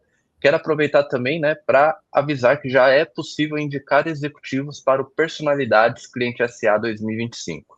Essa premiação ela reconhece os profissionais que mais se destacaram aí no mercado de gestão de clientes e aí abrangendo todo o ciclo de relacionamento com o cliente. Sendo que nessa primeira fase o mercado pode indicar os nomes para concorrer ao troféu e aí em um segundo momento o próprio mercado ajuda a escolher os vencedores votando. E lembrando que o vencedor do troféu ouro ele ganha passaporte para concorrer ao Prêmio Latam 2026. Então, quem quiser participar indicando o nome, basta acessar o link que nós vamos subir no chat. Aí vocês podem lá informar o nome do executivo que vocês querem que participe. Por fim, agradecer o apoio da Multidados TI, atual parceira no projeto das lives, e convidar quem está nos assistindo de mandar seus comentários, suas perguntas. A participação de vocês ela é fundamental. Também não esquecerem de se inscrever no Cliente SA Play. tanto para receber os avisos de novos vídeos e das lives, como também é importante para dar relevância ao canal. É isso. Volto com você aí, viu, Nor? Boa, show de bola. E aí, ó, como combinado, vamos aproveitar o tempo do Guilherme, né, que abriu a agenda para contar para a gente nessa história espetacular da minha quitandinha, né? Eu, sinceramente, cara, eu me encantei por uma frase que você falou quando nós conversamos, que é, vocês saíram de São Paulo, né, foram para Camboriú, e aí foi em Camboriú exatamente que surgiu a ideia, vocês já estavam querendo ir para lá bem intencionados. A resposta é sim para as duas perguntas, na verdade. A gente já estava querendo vir para cá, a gente via 5 anos atrás a cidade crescendo bastante, com bastante oportunidade, muita gente vem para cá para empreender mesmo. É uma cidade recente, uma cidade nova, né? Uma cidade que está crescendo muito. E nós viemos para cá, nós viemos para cá e abrimos um negócio já focado para condomínios também. Então a nossa ideia inicial lá atrás era sempre a gente pensando em condomínio, vendo que o número de condomínios estava crescendo bastante, que essa vida em condomínio, essa vida em conjunto é algo que é super comum hoje no Brasil e está crescendo mais, a gente queria trazer mais serviços para dentro de condomínio. Então a gente começou a pensar em como melhorar a vida dos condôminos, né, morando em conjunto. Aí a primeira coisa que a gente fundou, na verdade, foi uma empresa de limpeza residencial para condomínios. E, enfim, tinha um serviço meio parecido com hotel, flat e tal, e foi aí que a gente entrou nesse mercado de condomínios, né? O negócio era muito bom, mas enfim, a gente dentro do condomínio lá, a gente viu essa oportunidade ali no começo da pandemia, quando todo mundo foi para casa, né? Todo mundo foi trabalhar em casa, home office, teve aquele lockdown lá, né? Parece que foi ontem, mas já faz 5 anos, né? E aí que a gente teve a ideia. E a gente teve a ideia de, as pessoas não podem sair de casa, as pessoas estão trabalhando de casa. Se elas tiverem acesso a produtos de necessidade básica dentro de casa, né? E a gente já estava dentro do mercado de condomínios, já conhecia síndicos, e aí em conversa com síndicos a gente foi entender se fazia sentido. Foi daí que veio a ideia. É um produto muito novo, mesmo nossos concorrentes, os mais velhos, vão ter talvez 1 ano a mais que a gente, 6 meses a mais que a gente. É um mercado que... E eu acho que era algo inevitável, né? A pandemia só acelerou o processo. Uhum. E aí, como a gente também estava falando um pouco antes, é algo que veio com o advento da internet, né? Que é trazer conveniência para as pessoas, através da tecnologia, trazer conveniência, proximidade, né? Então, com delivery, com acesso rápido. Hoje tudo a gente tem acesso rápido, tudo chega rápido, tudo. Isso foi algo que veio junto com a internet, então era algo inevitável. A gente está falando de produtos de necessidade básica, né? De novo, aqui de produtos que a gente usa no dia a dia. Então, para a gente sempre fez muito sentido esse produto para facilitar essa vida. E tem muita coisa que dá para fazer ainda dentro de condomínio. A gente estava falando aqui de lavanderia, enfim, tem muita coisa que é um mercado muito grande. É um mercado que ele explodiu, acho que dá para falar assim, né? Ele explodiu com a pandemia, né? Ele foi estimulado. E o mercado de uma forma geral, né? A própria evolução, né, ou mudança, né, do perfil de consumo, né? Ele que atraiu e levou muita gente para o digital, né? Para a internet. Mas aí, você já deu uma declaração que eu acho que é bem legal, né? E tem tudo a ver com o que a gente gosta de falar, que é focado no cliente, né? Vocês nasceram pensando para atender uma dor, né, que vocês viram, e esses passos para você estruturar até chegar no modelo que vocês têm hoje, ou no tamanho que vocês têm hoje. Foi muita pedalada, né? Foi lá no começo. Você imagina que no começo, de novo, era um produto que não existia, né? Então, a gente tinha que desenhar. Você não tinha muita referência. Então, a gente desenhar a primeira loja, para entender qual tamanho, quantos SKUs caberia, né? E aí foi teste. Teste, a gente fez um protótipo de uma loja, entendeu mais ou menos quanto a gente achou que ia gastar para montar. Eu lembro até hoje que a gente orçou 15 mil reais na época. Aumentou todos os preços hoje, né? Mas na época era 15 mil reais, geladeira, freezer, gôndola, identidade visual. E a gente montou as 3 primeiras lojas, e aí agradecer os síndicos da época, e os síndicos do Brasil, que até hoje compraram essa ideia maluca. Né? Você imagina quando a gente, 5 anos atrás, você bater na porta deles lá e falar, a gente vai instalar um supermercado aí dentro do seu prédio, o que você acha? Metade achou que a gente estava maluco, né? Como assim? O que vocês estão falando? Cara? Vai ter atendente aqui dentro, vai ter carro, aqui vai ter carrinho, né? até o pessoal entender que hoje é normal, na época ninguém entendia, né? Então, a gente conseguiu convencer 3 síndicos ali atrás e conseguimos montar as 3 primeiras lojas. E aí a gente conseguiu ver que, 12 metros quadrados, que é o tamanho médio das nossas lojas hoje, são 12 metros quadrados. A gente conseguiu, colocar bomba, colocar freezer, colocar geladeira, colocar sorvete, colocar 400 SKUs num espaço pequeno desse. A gente viu que os clientes começaram a comprar, fez sentido para o condomínio, fez sentido para a gente, e foi daí que foi surgindo. E isso é uma pergunta que todo mundo faz, que é questão de roubo, questão de honestidade, né? Inclusive, lá no começo você falou sobre o mercado de proximidade. Esse é o nome que a gente gosta de chamar também. É o mercado de proximidade. A gente trouxe o mercado próximo do cliente, mais próximo impossível, né? Se você estiver dentro da casa da pessoa, o que é impossível, né? Mas muita gente chama esse mercado de honest market, o mercado de honestidade, né? A gente não gosta de usar esse termo porque desde o início lá atrás a gente sempre acreditou que trazendo essa comodidade, a gente primeiro acredita nas pessoas. Então a gente sempre acreditou que as pessoas são boas, né? A maioria das pessoas são boas, né? Isso é verdade. E a gente sempre acreditou que dando essa comodidade para a pessoa, você dando essa comodidade, a retribuição delas vai ser cuidar da loja, vai ser, enfim, né? Vão roubar e tudo mais. E é o que acontece até hoje. Então, esse foi outro teste, né? Que muita gente tinha dúvida. Putz, vão deixar uma loja lá sem atendente, aberta 24 horas por dia e tal. E funcionou. Vão chegar no outro dia, não vai ter nada lá dentro? Não vai ter nada. Aconteceu, em uma loja ou outra, aconteceu. Mas 300 lojas foi a minoria. E a gente, ou seja, acredita na bondade das pessoas e as pessoas deram essa reciprocidade. Ou seja, fez sentido a loja para todo mundo, né? Pensando no cliente, fez sentido para o cliente, fez sentido para o síndico, para o condomínio, para a gente, para o franqueado. Mas foi no teste. Tivemos que abrir 3 primeiras lojas ali para ver o que ia acontecer e, graças a Deus, deu certo. Você comentou uma coisa que eu acho que é bem interessante quando nós falamos de mudança de perfil do consumidor, que é, se você tivesse... deixa eu tentar situar bem. Se você tivesse em lugares, por exemplo, como São Paulo, que você já tem um projeto, você tem uma cultura já consolidada de consumo, você provavelmente teria um pouco mais de dificuldade do que Camboriú, que era uma cidade que estava em transformação, atraindo muita gente, em crescimento. Então, você estava num lugar, escolheram, né, um lugar ideal para realmente fazer a experiência. E aí, a própria atratividade, né, eu acho que a facilidade de convencimento, como você brincou aí com o síndico, né, de te chamarem de maluco, mas pelo menos você estava numa região que estava mais propensa a aderir projetos novos. Estou certo? O que você... Eu nunca pensei nisso, mas eu acho que faz sentido. Eu acho que faz sentido, sim. Eu acho que em São Paulo talvez a gente teria um pouco mais de dificuldade, né? Porque uma coisa que a gente ouvia lá no começo de muito síndico também era, tem muito mercado aqui perto já. Já tem um mercadinho aqui na rua, já tem um mercado aqui perto. Não, falando com a gente tentou falar no Brasil inteiro, entendi. E alguns aqui em Camboriú falavam isso, mas talvez aqui tenha menos, né? Tem menos mercado, tenha menos opção e acesso. Talvez em São Paulo realmente a gente teria um pouco mais de dificuldade.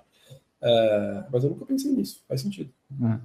Porque você teve uma experiência aí, depois como é que vocês foram se multiplicando e indo para outras cidades? Provavelmente essas resistências vocês já sabiam que teriam, mas elas poderiam até ser maiores, mas você já aí sim você já estava com um projeto em operação, né? Com o projeto testado, a partir do momento que a gente tinha essas 3 lojas funcionando, a gente tinha dados na mão e números e poder de conseguir mostrar que faz sentido, né, o negócio. E aí, falando de crescimento, na hora que a gente fala de varejo, você tem 2 maneiras de crescer, né? Você tem a maneira com as suas próprias pernas, que aí abrir um centro de distribuição, time de logística, comercial, reposição, e esse crescimento é um crescimento mais lento, né? E a gente decidiu pelo modelo de franquia, até o Douglas, o meu sócio, ele tinha experiência como franqueador, por 10 anos ele foi franqueador de uma marca americana aqui no Brasil, então a gente decidiu pelo modelo de franquia, porque também durante esse processo surgiram pessoas que viram as nossas lojas e falaram, por que vocês não franquiam? Eu queria abrir uma loja. Então veio gente no nosso escritório, eu lembro até hoje, veio gente no nosso escritório bater na porta, fisicamente, falar, eu queria abrir uma loja, como é que funciona? Posso abrir? A gente não é franquia e tal. A gente parou para pensar e falou, cara, que legal essa história, né, de você dá a oportunidade para as pessoas entenderem, é um investimento baixo, né, para você abrir uma loja por 14, 15 mil reais na época, é um investimento baixo. Nossa, E foi aí ainda que a gente continua decidiu. no mesmo valor? Não, na época era 14, 15 mil, hoje dá para uns 20, 25 mil ali. Durante a pandemia o aço subiu e aí geladeira, freezer, explodiu. Mas foi aí que a gente teve a ideia de dar essa oportunidade para as pessoas empreenderem. E a gente pensou, pô, esse é um jeito de que a gente vai conseguir crescer nacionalmente mais rápido, inclusive, dando essa oportunidade para eles, né? E foi uma coisa que a gente pensou lá atrás também, que é o seguinte: se você vai crescer com as próprias pernas no varejo, pensando em expansão nacional, é muito difícil controlar, né? Qualidade de reposição, qualidade de produtos, qualidade da loja. Uma pessoa lá no norte e a gente aqui no sul, por exemplo. Agora, quando você põe um franqueado para tocar a loja, de novo, estamos pensando no cliente final, né? Quando você põe um franqueado para tocar a loja, é o dono da loja que está cuidando da loja, é o dono da loja que vai repor a loja, que vai cuidar da loja, que vai conversar com os clientes, é a pessoa que investiu o dinheiro dele, tá dando a vida ali, né? Então, a gente entende que, pensando no cliente, para prestar um serviço melhor para o cliente final, o modelo de franquia fez muito mais sentido para a gente.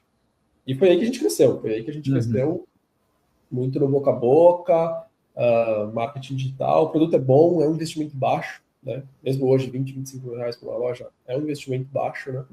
E, de novo, como a gente falou no começo, a gente está vendendo produtos de necessidade básica aqui, né? Produtos do dia a dia, né? Não são coisas superfluas ou coisas... É algo que veio para ficar realmente e só vai crescer. Isso eu acho que é uma tendência, né? Aliás, nós entrevistamos há algumas semanas, né? Não lembro o nome do empreendimento, que ele é focado justamente em comunidades, né? Dentro do próprio condomínio. E aí ele faz tudo de comunidade, né? Você não precisa sair do prédio, você consegue resolver tudo ali, entra dentro desse conceito, né? Mas o duro é o que eu imagino, né? A grande dificuldade, que ele também comentou, é você criar, estabelecer a cultura e ir desbravando contra uma cultura que é exatamente o contrário.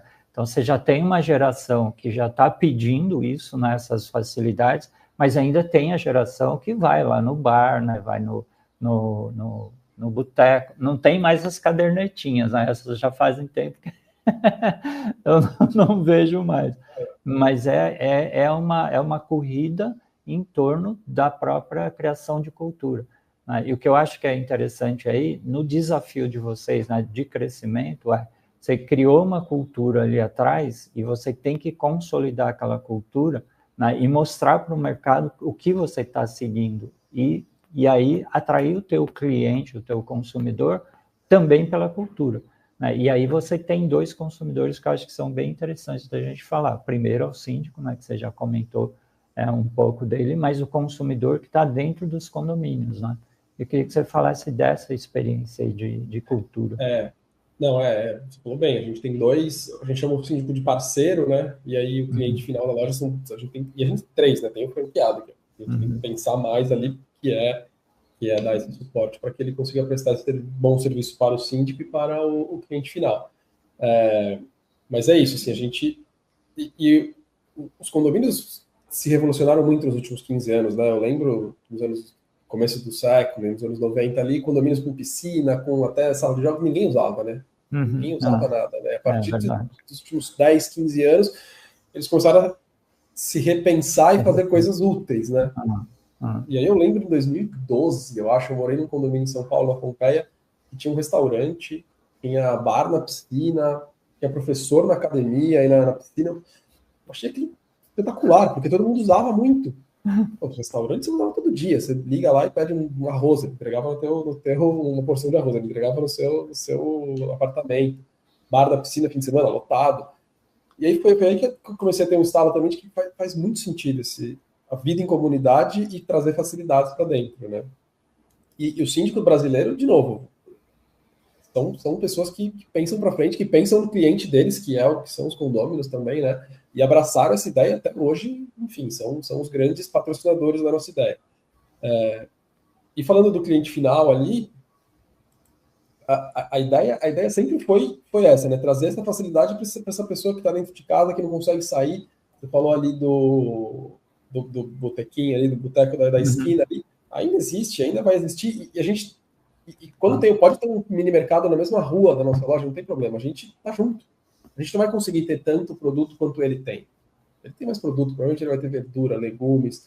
A gente não está concorrendo tão diretamente com ele. A gente faz parte da cadeia de suprimentos do cliente ali. A gente tenta trazer... E o que a gente tenta fazer, focar muito, é mix de produto. Estamos pensando no cliente de cada prédio. Então, o teu condomínio vai ser diferente do condomínio do meu condomínio, do condomínio do vizinho. A gente aprendeu isso muito no começo. Uma história que eu gosto de contar, a gente tinha 2 lojas em Blumenau, do interior de Santa Catarina, e eram de frente uma para outra. Era a mesma construtora, os condomínios eram idênticos, vou chutar os nomes, tá? Jardim Blumenau 1, Jardim Blumenau 2, sabe aqueles condomínios que são uma continuação do outro. O mix de produtos era totalmente diferente. Eu lembro da geladeira de cerveja, a gente visitou uma loja de geladeira de cerveja de uma, eram algumas marcas, a gente atravessou a rua, foi no outro, outras marcas de cerveja, e aí conversando com os síndicos e tal, realmente é outro perfil de consumidor. Os consumidores dessa loja gostavam dessas marcas, e é isso que a gente tem que fazer, pensando no cliente, ter um mix de produto assertivo. Então, se você tiver um mix de produto assertivo, você está pensando no cliente, o cliente vai na tua loja, ele vai ter essa conveniência de comprar o que ele gosta, o que ele quer, a poucos passos. Né? E, de novo, eu não estou concorrendo com... Ele vai continuar fazendo a compra no supermercado, ele vai continuar fazendo a compra no atacadão, ele vai continuar fazendo compras grandes fora. Aqui dentro eu estou falando de conveniência, estou falando de uma compra mais rápida. Que é um dos atrativos, né? Mas aí, como é que você... Então, mas aí você estabeleceu a cultura. E como é que você pega as informações do seu cliente para você ficar monitorando ele? E aí imagino que você tem muita tecnologia por trás aí, né? Para te dar esse suporte e entender essa mudança, né? Porque eu acho que assim, né, falando só um pouquinho de experiência que eu acho que é bem interessante, quem compra na segunda provavelmente não é o mesmo que compra na sexta, ou no sábado ou no domingo, provavelmente no sábado. Né? Eu não sei, ou pode até ser o mesmo, mas ele mudou, né? De segunda ele tem uma demanda, na sexta ele tem outra, né? Não, aí você tocou num ponto essencial, né? Tecnologia. A gente fala de conveniência, a gente fala de proximidade. Tudo isso só é possível por causa da tecnologia. E a gente fala, né? A tecnologia é o atendente da loja, é o nosso atendente da loja, né? É o caixa, o frente de caixa ali. Então, a gente sempre teve que dar muita atenção nisso, né? A gente no começo começou usando uma tecnologia de terceiros e a gente entendendo a importância de ter esses dados, é o que você falou, de ter acesso, de ter o poder de ter os dados. A gente desenvolveu nossa própria tecnologia de automação dessas lojas. Então, desde o frente de caixa até o gerenciamento da loja, para o parte franqueado, a gente trouxe para dentro de casa. E essas análises de dados são extremamente importantes. Então, hoje a gente entendeu que reposição de loja, sexta-feira e segunda-feira, super importante. Sexta-feira para abastecer para o fim de semana, que são os dias que tem mais compra, são de fim de semana nas nossas lojas. E aí de produtos que são consumíveis no fim de semana, como você mesmo mencionou. E na segunda-feira é dia de reposição também, porque tem que repor o que foi vendido no fim de semana, que são os dias mais movimentados, e colocar produtos que são úteis para a semana, né? Então, isso é uma coisa que a gente bate muito, que é entender o perfil de consumo de cada loja, de cada tipo de cliente, e colocar os produtos que eles querem, né? Não os produtos que a gente consome. Porque são perfis diferentes, são pessoas diferentes, são classes sociais diferentes, são regiões diferentes. A gente tem loja em 23 estados. Imagina se eu ter um mix. Imagina se eu tiver um mix de produtos fixo, que eu fiz com base nas lojas daqui do sul. Santa Catarina, de Camboriú. Aí eu vou vender lá em Belém. Não funciona, né? Vou tentar vender chimarrão em Belém, não funciona. Então, assim, a única proximidade é que são 2 praias, né? São marcas diferentes, são produtos diferentes. Então, o nosso negócio não tem outra opção a não ser centrado no cliente. Tem que ser centrado no cliente. Eu tenho, diferente de um supermercado, ou até de um mercado de rua que tem 10 mil, 5 mil, 20 mil SKUs, eu tenho 200 SKUs. Se eu errar meus produtos, se eu errar o mix de produto, eu estou morto. Então, meu negócio tem que ser focado no cliente, não tem outra opção. Mas você chega ao ponto de repente, entregar também, entendendo o comportamento do teu cliente, de repente, entregar? Você pensa? Entregar em casa, você fala?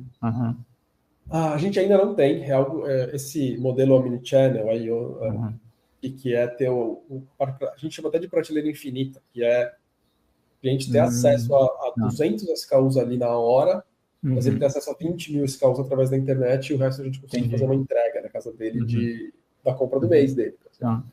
Isso é algo que a gente está pensando em colocar assim, é algo que a gente sempre quis fazer, mas é algo que a gente ainda não tem. Um outro condomínio a gente faz entrega assim, mas não é o comum ainda. Então, é um projeto que é oportunidade, né? Porque assim, ó, até aproveitar ali o comentário que o Paulo Amorim fez, na Tia traz ali para gente, que eu acho que tem tudo a ver com isso, com o crescimento do próprio mercado, né?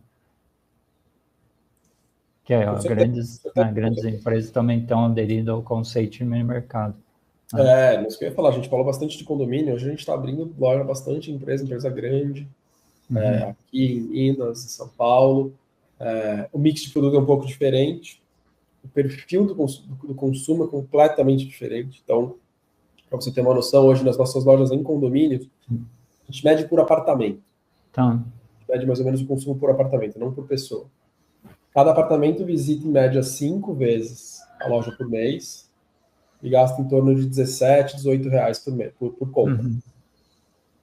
A hora que a gente fala de empresa, a gente está falando de uma pessoa que visita a loja 5 vezes por semana, não por mês. Então vai todo dia na loja e gasta menos, com um ticket médio um pouco mais baixo. Entre 7 e 10 reais. Então é aquela compra depois do almoço ou aquele lanchinho antes do almoço ali, no final da tarde. São compras mais recorrentes, a pessoa visita a loja quase todo dia, com um ticket médio um pouco mais baixo. Então é mix de produtos diferente, é perfil de compra diferente, mas é um modelo que tem crescido bastante também. E a gente quer focar bastante nisso esse ano. Essa expansão aí, até porque as pessoas estão voltando para o presencial no trabalho, né? Legal. O movimento que a gente está vendo aí que faz sentido a gente focar também. Legal, show. Ó, estamos chegando aí na metade da nossa live, né? Aí aproveitar. É rápido. E aí, enquanto você toma uma água, é água ou é chimarrão? É água, isso paulista. Ainda não aderi ao chimarrão. E aí, o Natê vai dar uns spoilers aí pra gente da nossa agenda aí durante a semana, né? Temos mais 2 grandes lives pela frente aí, né, Natê? E a gente já volta. É super rápido. Não sei, vou instigar até o Natê, né? Será que já tem spoiler da semana que vem?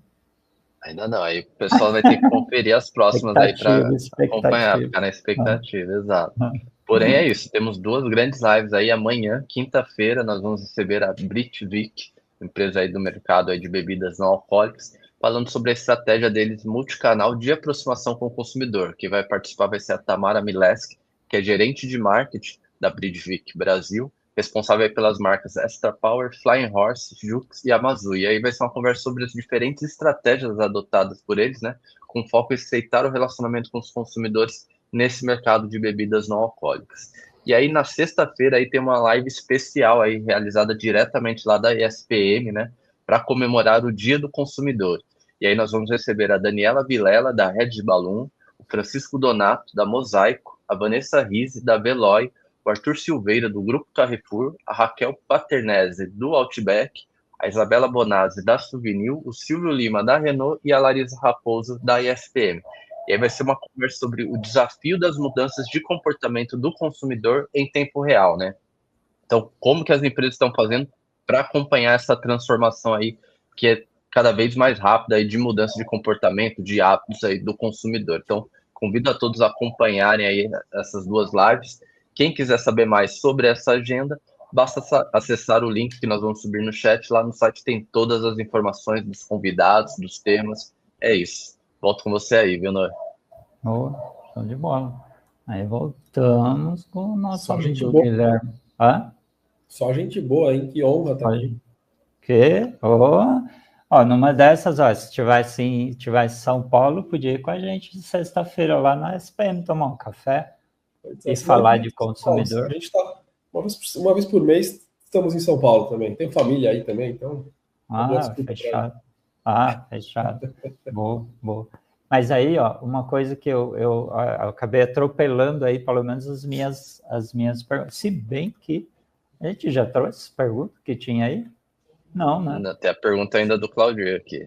Então manda do Claudio aí, porque eu acho que ela já me ajuda na pergunta que eu ia fazer aqui. Bora Trazer lá. aqui, ó. Ele comenta: você disse em uma entrevista que pretende abrir mais 300 lojas neste ano, apostando em um mix de produtos específicos e desenhados para cada modelo. Como isso é possível? Acabei de ver a pergunta aqui. Aliás, eu vi que eu estava no chat errado aqui. Agora que eu fui pro chat do lado aqui, achei esse comentário. Eu tava em branco, vocês falando de comentário, eu não vendo nada. Agora que eu achei aqui. Você estava no chat privado. Exatamente. Claudio, obrigado pela pergunta. Através do modelo de franquias.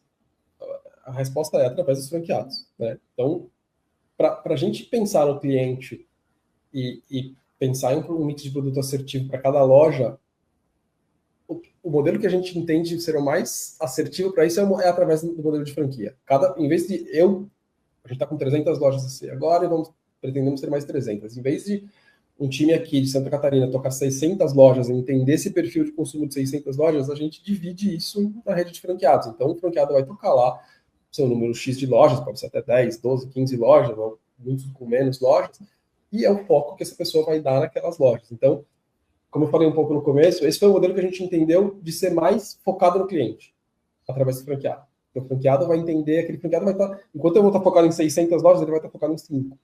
E ele vai estar focado nessas 5 lojas, entender que o cliente, entender o produto, entender o que cada cliente, o que cada perfil de cliente quer.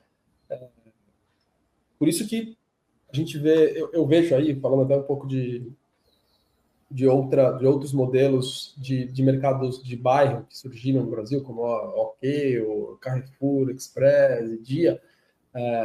Eu vejo eles patinando um pouco nessa questão de mix de produto. Porque eles têm um mix de produto padrão para todas as lojas. E aí, às vezes, isso não se diferencia de bairro para bairro, de cidade para cidade. E por eles serem empresas muito grandes, né, é difícil que eles tenham esse controle por loja para entender cada perfil. Isso a gente consegue ter através da nossa rede de franqueados. E os franqueados estão com sede de abrir mais lojas, tem muita oportunidade. Então, o número de 300 lojas a gente está com 250 franqueados. Se cada um abrir uma loja esse ano, são mais de 250 lojas, né? E a gente tem franqueados entrando na rede mensalmente. Então, é um número que a gente entende ser bastante factível. Porque o que eu ia te perguntar antes a pergunta é sobre qual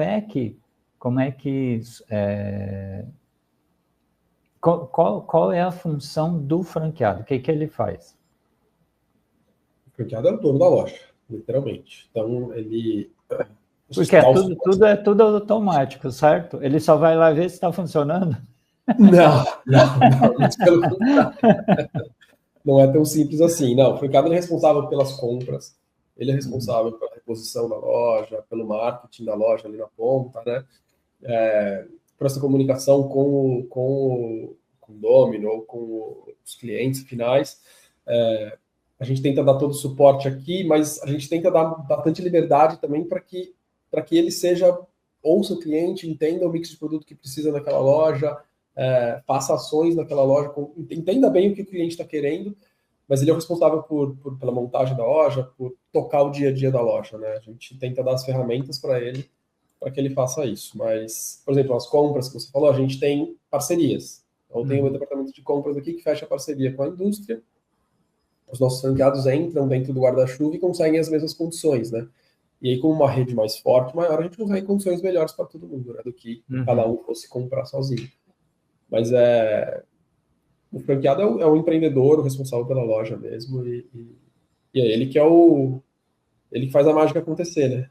Ele que é o nosso sucesso, é o sucesso dos franqueados, né? O que atrai mais no franqueado, Guilherme? Para ele virar nosso franqueado? Eu acho que é o retorno do investimento. Porque eu falei que a nossa loja custava 15 mil lá em 2020, hoje entre 20 e 25 mil, e é um estoque baixo também, porque a gente adiciona estoque, o estoque é baixo, a gente está falando de poucos produtos, normalmente no começo ele não vai ter um centro de distribuição, ele não vai ter nada disso, o estoque vai estar na loja, então é um investimento muito baixo e um retorno muito rápido. E é isso que eu a mensagem que eu quero passar para todos aqui que estão olhando uma franquia, que estão pensando em entrar, olhem o retorno sobre o investimento. Muita gente que segue sonhos, né, de abrir alguma coisa, sempre sonhou tal, mas quanto eu vou investir no começo e quando eu vou ter esse retorno? Faz sentido? E eu acho que a principal atrativo do nosso negócio é esse retorno. É um retorno muito rápido, porque você não tem custo fixo. Custo fixo de um supermercado que seria locação do espaço e pessoas, você não tem. Basicamente, todos os custos da nossa loja são variáveis. Então, se ele vendeu, ele tem custo. Se ele não vendeu, ele não tem custo, né? Se ele conseguir gerenciar bem o estoque, não perder muito estoque por vencimento e tal, ele não tem como perder dinheiro desde o começo, né? Então, eu acho que esse é um grande atrativo do nosso negócio. Que é, mais uma vez, é algo que a internet trouxe para a gente através do software, através da tecnologia, que é esse gerenciamento da loja, uma loja autônoma sem funcionários. Porque isso é uma coisa que tem que pensar bastante, né, antes de decidir, e principalmente eu acho que é um alerta por conta dessa transformação que a gente vê da própria cultura do cliente, né? Ou das oportunidades que vão nascendo. Hoje você tem um amigo que ele investiu numa loja de alimentos, num shopping, e ele se arrependeu amargamente, né? Principalmente do quanto ele trabalha. Fim de semana. E o retorno, então precisa prestar muita atenção, né, no que está acontecendo, nos movimentos que estão tendo, né? Mas é isso. Outra coisa que eu ia te perguntar, seguindo um pouco essa linha, quando você fala, né, quando vocês começaram lá atrás, como você descreveu, vocês começaram abrindo as próprias lojas, né, e crescendo. Aí começaram a bater na tua porta para franquear. Mas você mantém algumas lojas, modelos, ou para teste, alguma coisa assim? Como que está essa relação com o cliente de você, consumidor? A gente teve loja própria até, se não me engano, no começo do ano passado. A gente chegou a ter 20 e poucas lojas próprias aqui na região, até para entender melhor modelo, mix, sistema, relacionamento com o síndico, com clientes, tudo isso a gente mesmo tinha um time interno de operação nessas lojas. No começo do ano passado, a gente decidiu por fechar essas lojas para focar 100% no franqueado. Então, era mais ou menos o mesmo time ali, a gente tinha dentro do time de operações, que é o time que dá o suporte para o franqueado, a gente tinha o time de operação de loja própria, e a gente absorveu essas pessoas para eles, tudo que eles aprenderam aqui, para eles darem esse suporte para o franqueado. A ideia foi focar no franqueado. Então, foi por isso que a gente fechou nossas lojas. A gente tem, sim, uma loja no escritório, que a gente faz teste de sistema, e teste de produto, e de nova identidade visual. E o que a gente usa hoje são os franqueados chave, os principais franqueados, os franqueados que mais vendem, os franqueados que têm uma melhor performance. A gente usa eles como exemplo, a gente conversa muito, está muito próximo deles, para trazer esse benchmark, trazer as melhores práticas e levar para os outros. Hoje a gente virou uma comunidade. Né? Então, até eles mesmos fazem lives com os outros franqueados, passando as melhores práticas que estão acontecendo, virou uma grande comunidade de um ajudando o outro, e a gente perto deles ali para entender o que fazer para dar certo. Então, mas hoje a gente não tem nenhuma loja, a não ser a nossa loja do escritório aqui. Mas aí é uma loja básica para vocês, para fazer Só teste e tal, como você falou. E uma outra questão, né, que eu acho que ela é importante. Por que vocês desenvolveram tecnologia própria? Acho que fazer a pergunta objetiva é melhor nesse caso.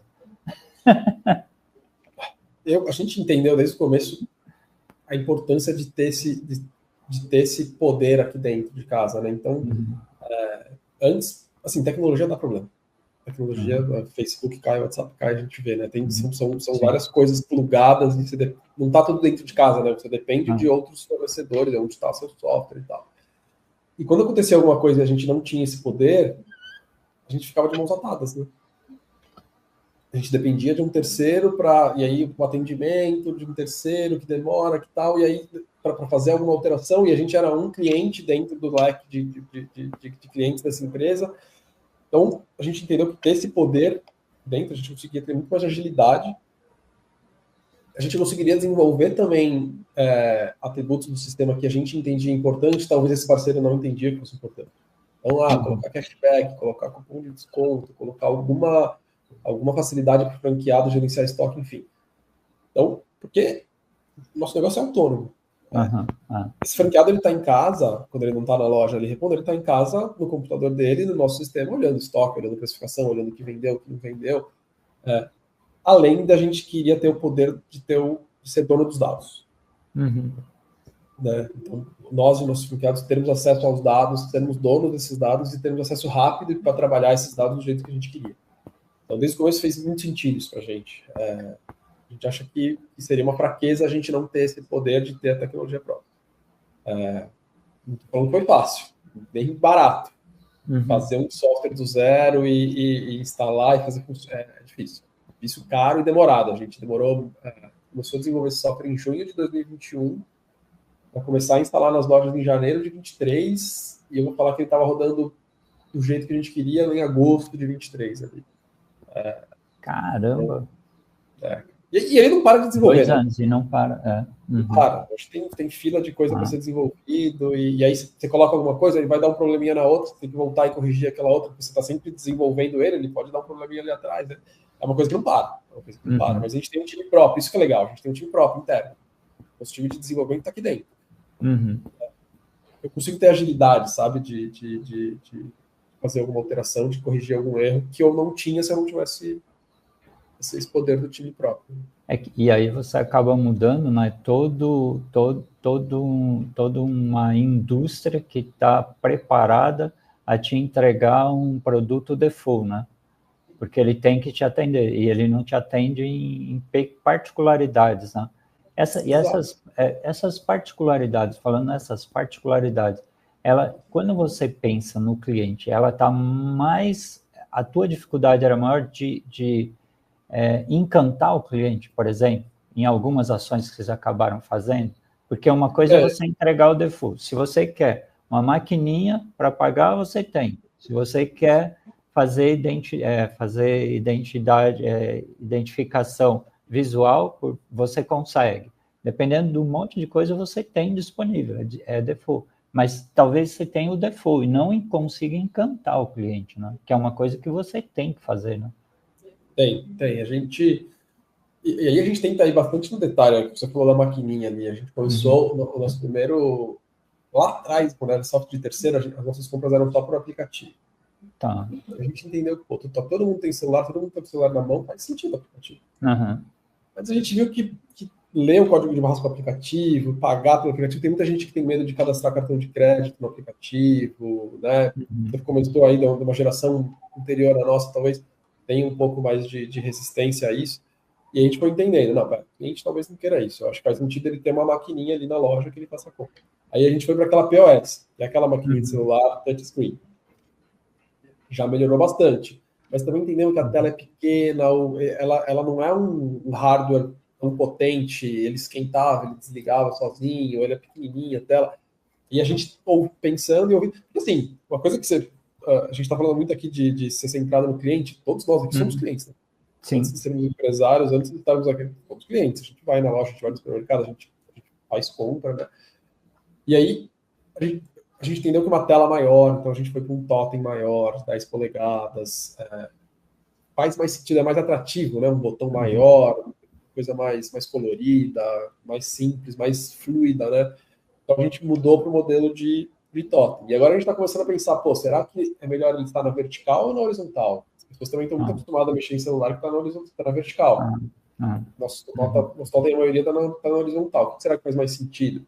Então, a gente tem que entrar nesse nível de detalhe para entender o que o cliente quer e o que vai ser mais fácil e fluido, né? Porque todos nós aqui, a gente já fizeram uma compra no supermercado e fomos naquele caixa de autoatendimento de grandes redes de supermercado. O negócio não funciona.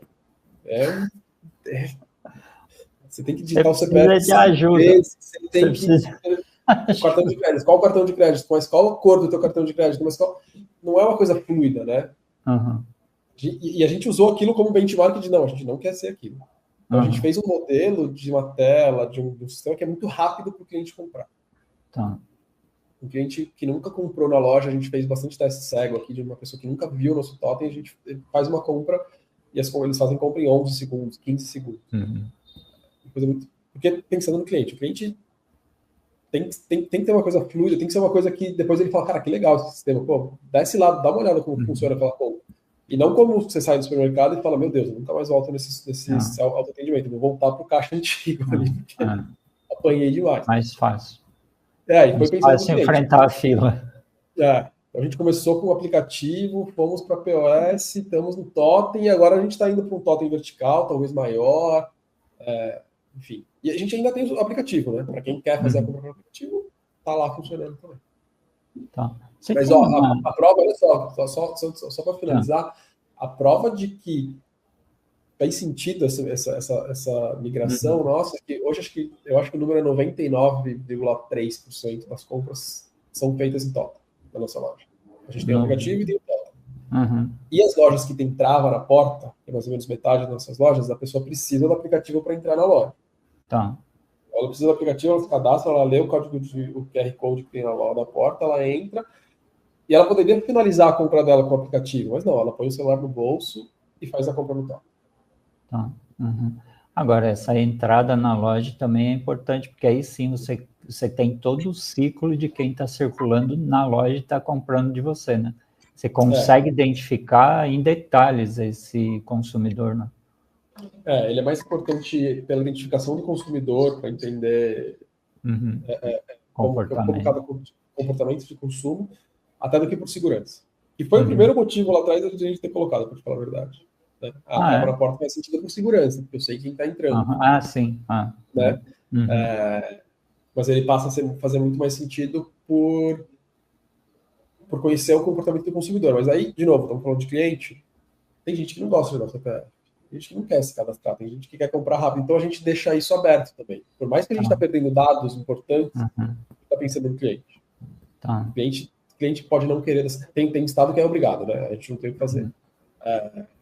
Mas quando obrigado a fechar ou deixar obrigado a dar o CPF. O cliente é obrigado a colocar o CPF para emissão da nota fiscal, né? Entendi. Nota fiscal eletrônica, aí é estadual. Mas quando não é, a gente não obriga o franqueado a deixar. É opcional no nosso aplicativo. Ele deixa que a pessoa precisa pôr o CPF ou não. Porque, de novo, a gente não quer trazer atrito para o cliente fazer a compra. Mas aí você tem imagino, né? Você tem uma obrigatoriedade muito maior de surpreender o teu cliente e fidelizar, porque isso deixa de ser um atrito, porque ele sabe que você ou ele gosta de você, ou ele sabe que você está utilizando bem as informações que ele está te disponibilizando, vamos falar assim, né?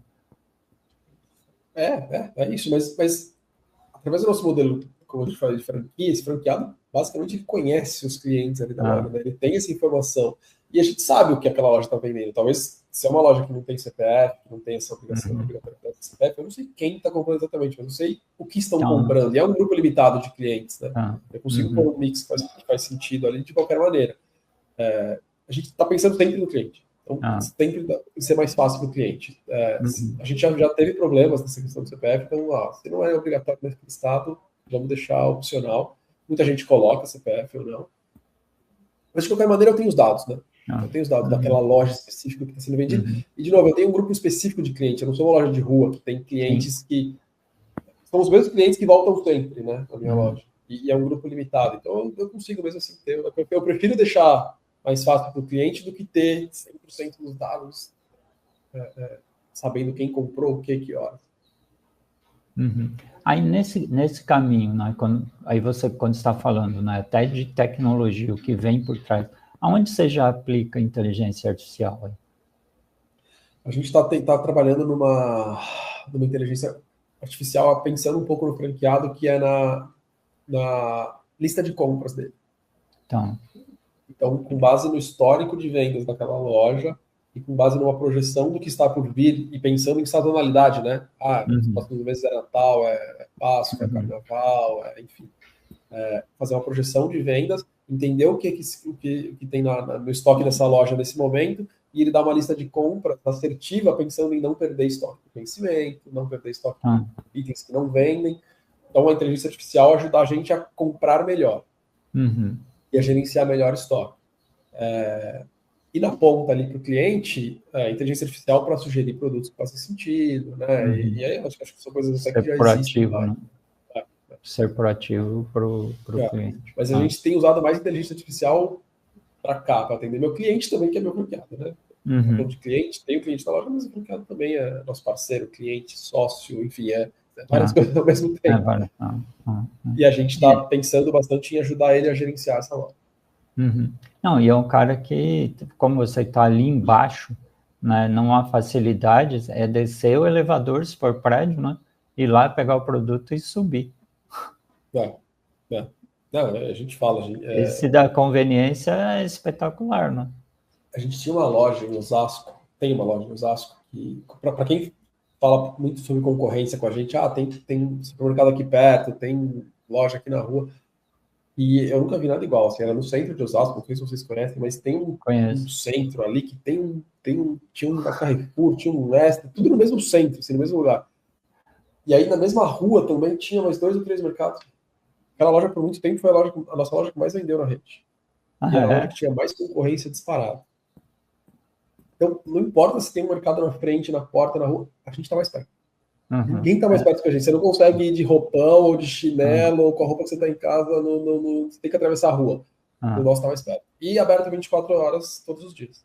Então, por mais que tenha concorrência, se o franqueado conseguir pôr um mix assertivo, pensar no cliente, entender, conhecer o cliente, conversar com o cliente, fazer ações de marketing com o cliente, a nossa loja vai vender independente dessa concorrência. Porque é um modelo focado no cliente, né? Mas é isso mesmo. E aí, haja infraestrutura para atender, né? E surpreender esse cliente. Eu, por exemplo, desceria todo dia de manhã, né? O elevador aqui, se bem que dá para ir de escada, para comprar um pãozinho quente. Então, já faz o exercício, mas é pouco exercício. Mas aí já compraria um pãozinho quente para tomar no café da manhã, né? Não precisa ir na padaria, que é 2 quadras. Isso em São Paulo, pãozinho quente em São Paulo. E é uma coisa muito... Tem outros lugares do país, mas é muito de São Paulo, tá? Depois que eu saí de São Paulo, eu percebi. Mas isso é muito legal. O que a gente conversa com os franqueados é para fazer parceria com padarias da região. E aí essa padaria entregar o pãozinho, um saquinho com 2 pãezinhos ali todo dia de manhã. Que legal. Essa Preciso trazer um aqui para o condomínio, então. Tem que conversar com a sua loja aí. Mas, cara, super satisfeito aí com a entrevista, né? Um case maravilhoso, né? Antes a gente estava comentando, né? Antes da gente entrar no ar, sobre os cases de grandes empreendedores, né? Que viram oportunidades e transformaram em empresas assim espetaculares, né? E assim, eu me surpreendi bastante, né, com o número que vocês já têm, com a proposta, né, que você comentou de dobrar o número aí, né, até o final do ano. Parabéns, obrigado pela conveniência, né, como cliente. Não, obrigado a vocês pelo espaço, foi muito legal conversar. Eu acho que nosso produto, outros que estão vindo, como a gente conversou antes, a pandemia, e produtos autônomos são coisas que vieram pensando no cliente, pensando em como facilitar a vida das pessoas, como facilitar a vida dos clientes. Eu acho que quanto mais a gente usar a tecnologia para entender comportamentos de compras, entender o que as pessoas querem e aplicar isso, eu acho que vai melhorar a vida de todo mundo. Todo mundo a gente tem que pensar nisso. A gente está trazendo coisas para melhorar a vida de todo mundo. E tem muito mais coisa por vir. Eu acho que é só o começo, como você falou, a inteligência artificial ainda está muito no começo. Nosso mercado está muito no começo, a gente tem que usar muito mais. Eu acho que é algo que veio para ficar pensando no cliente. Obrigado aí pelo tempo de vocês. Nada, que é isso. Até lembrei, né, quando eu era criança, ia visitar meu tio em Curitiba, e de vez em quando minha tia chegava, me dava a cadernetinha e falava assim, vai lá na quitanda lá e traz para mim. Não, era quitanda, já era quitanda. Curitiba já era quitanda. Vai lá e traz ou um pão ou algum produto, né, mas levava a cadernetinha. Não, e o nosso nome veio para tentar trazer essa memória lá atrás que a gente tinha das quitandas. Foi para trazer uma loja mais aconchegante, mais confortável, um nome em português, um nome brasileiro, um nome que remete a gente a essa coisa da avó, da mãe. Essa foi bem a ideia do nosso nome mesmo. Uhum. Bom, é isso aí. Quero agradecer, né, de novo. Te agradeço bastante. Agradecer ao pessoal que acompanhou a gente, né? Acho que gostaram bastante. Quem quis participar, né? Participou aí com a gente, me ajudou a tirar as entrevistas. Eu fazer a entrevista, né? Eu me diverti bastante relembrando as histórias de lá atrás, as minhas histórias, né? De infância aí das quitandinhas. Então, legal. Obrigado aí, obrigado pessoal. Ó, e se liguem aí, né? Dê uma olhada no que a gente está tendo de conteúdo. O Natiei compartilhou aí com a gente, né? O link da nossa agenda. Então dá uma olhada, se liga. Provavelmente amanhã ou depois de amanhã a gente já começa a subir a agenda da semana que vem. Também tem muita coisa legal lá, como a história do Guilherme, né? Se bem que histórias como a de vocês não são muitas, né? Mas a gente tem muita história de gestão de cliente. Esse é o nosso foco, né? Falar de cultura cliente. Então, legal aí. Obrigado. Obrigado aí, pessoal. Valeu. E agradecer também a Daniela, né, que nos ajudou aí a fazer. Show de bola. Valeu. Obrigado. Obrigado, Natia, pela companhia. Sempre à disposição. Tá, valeu. Valeu. Sucesso aí. Mais sucesso aí, Guilherme. Obrigado, igualmente.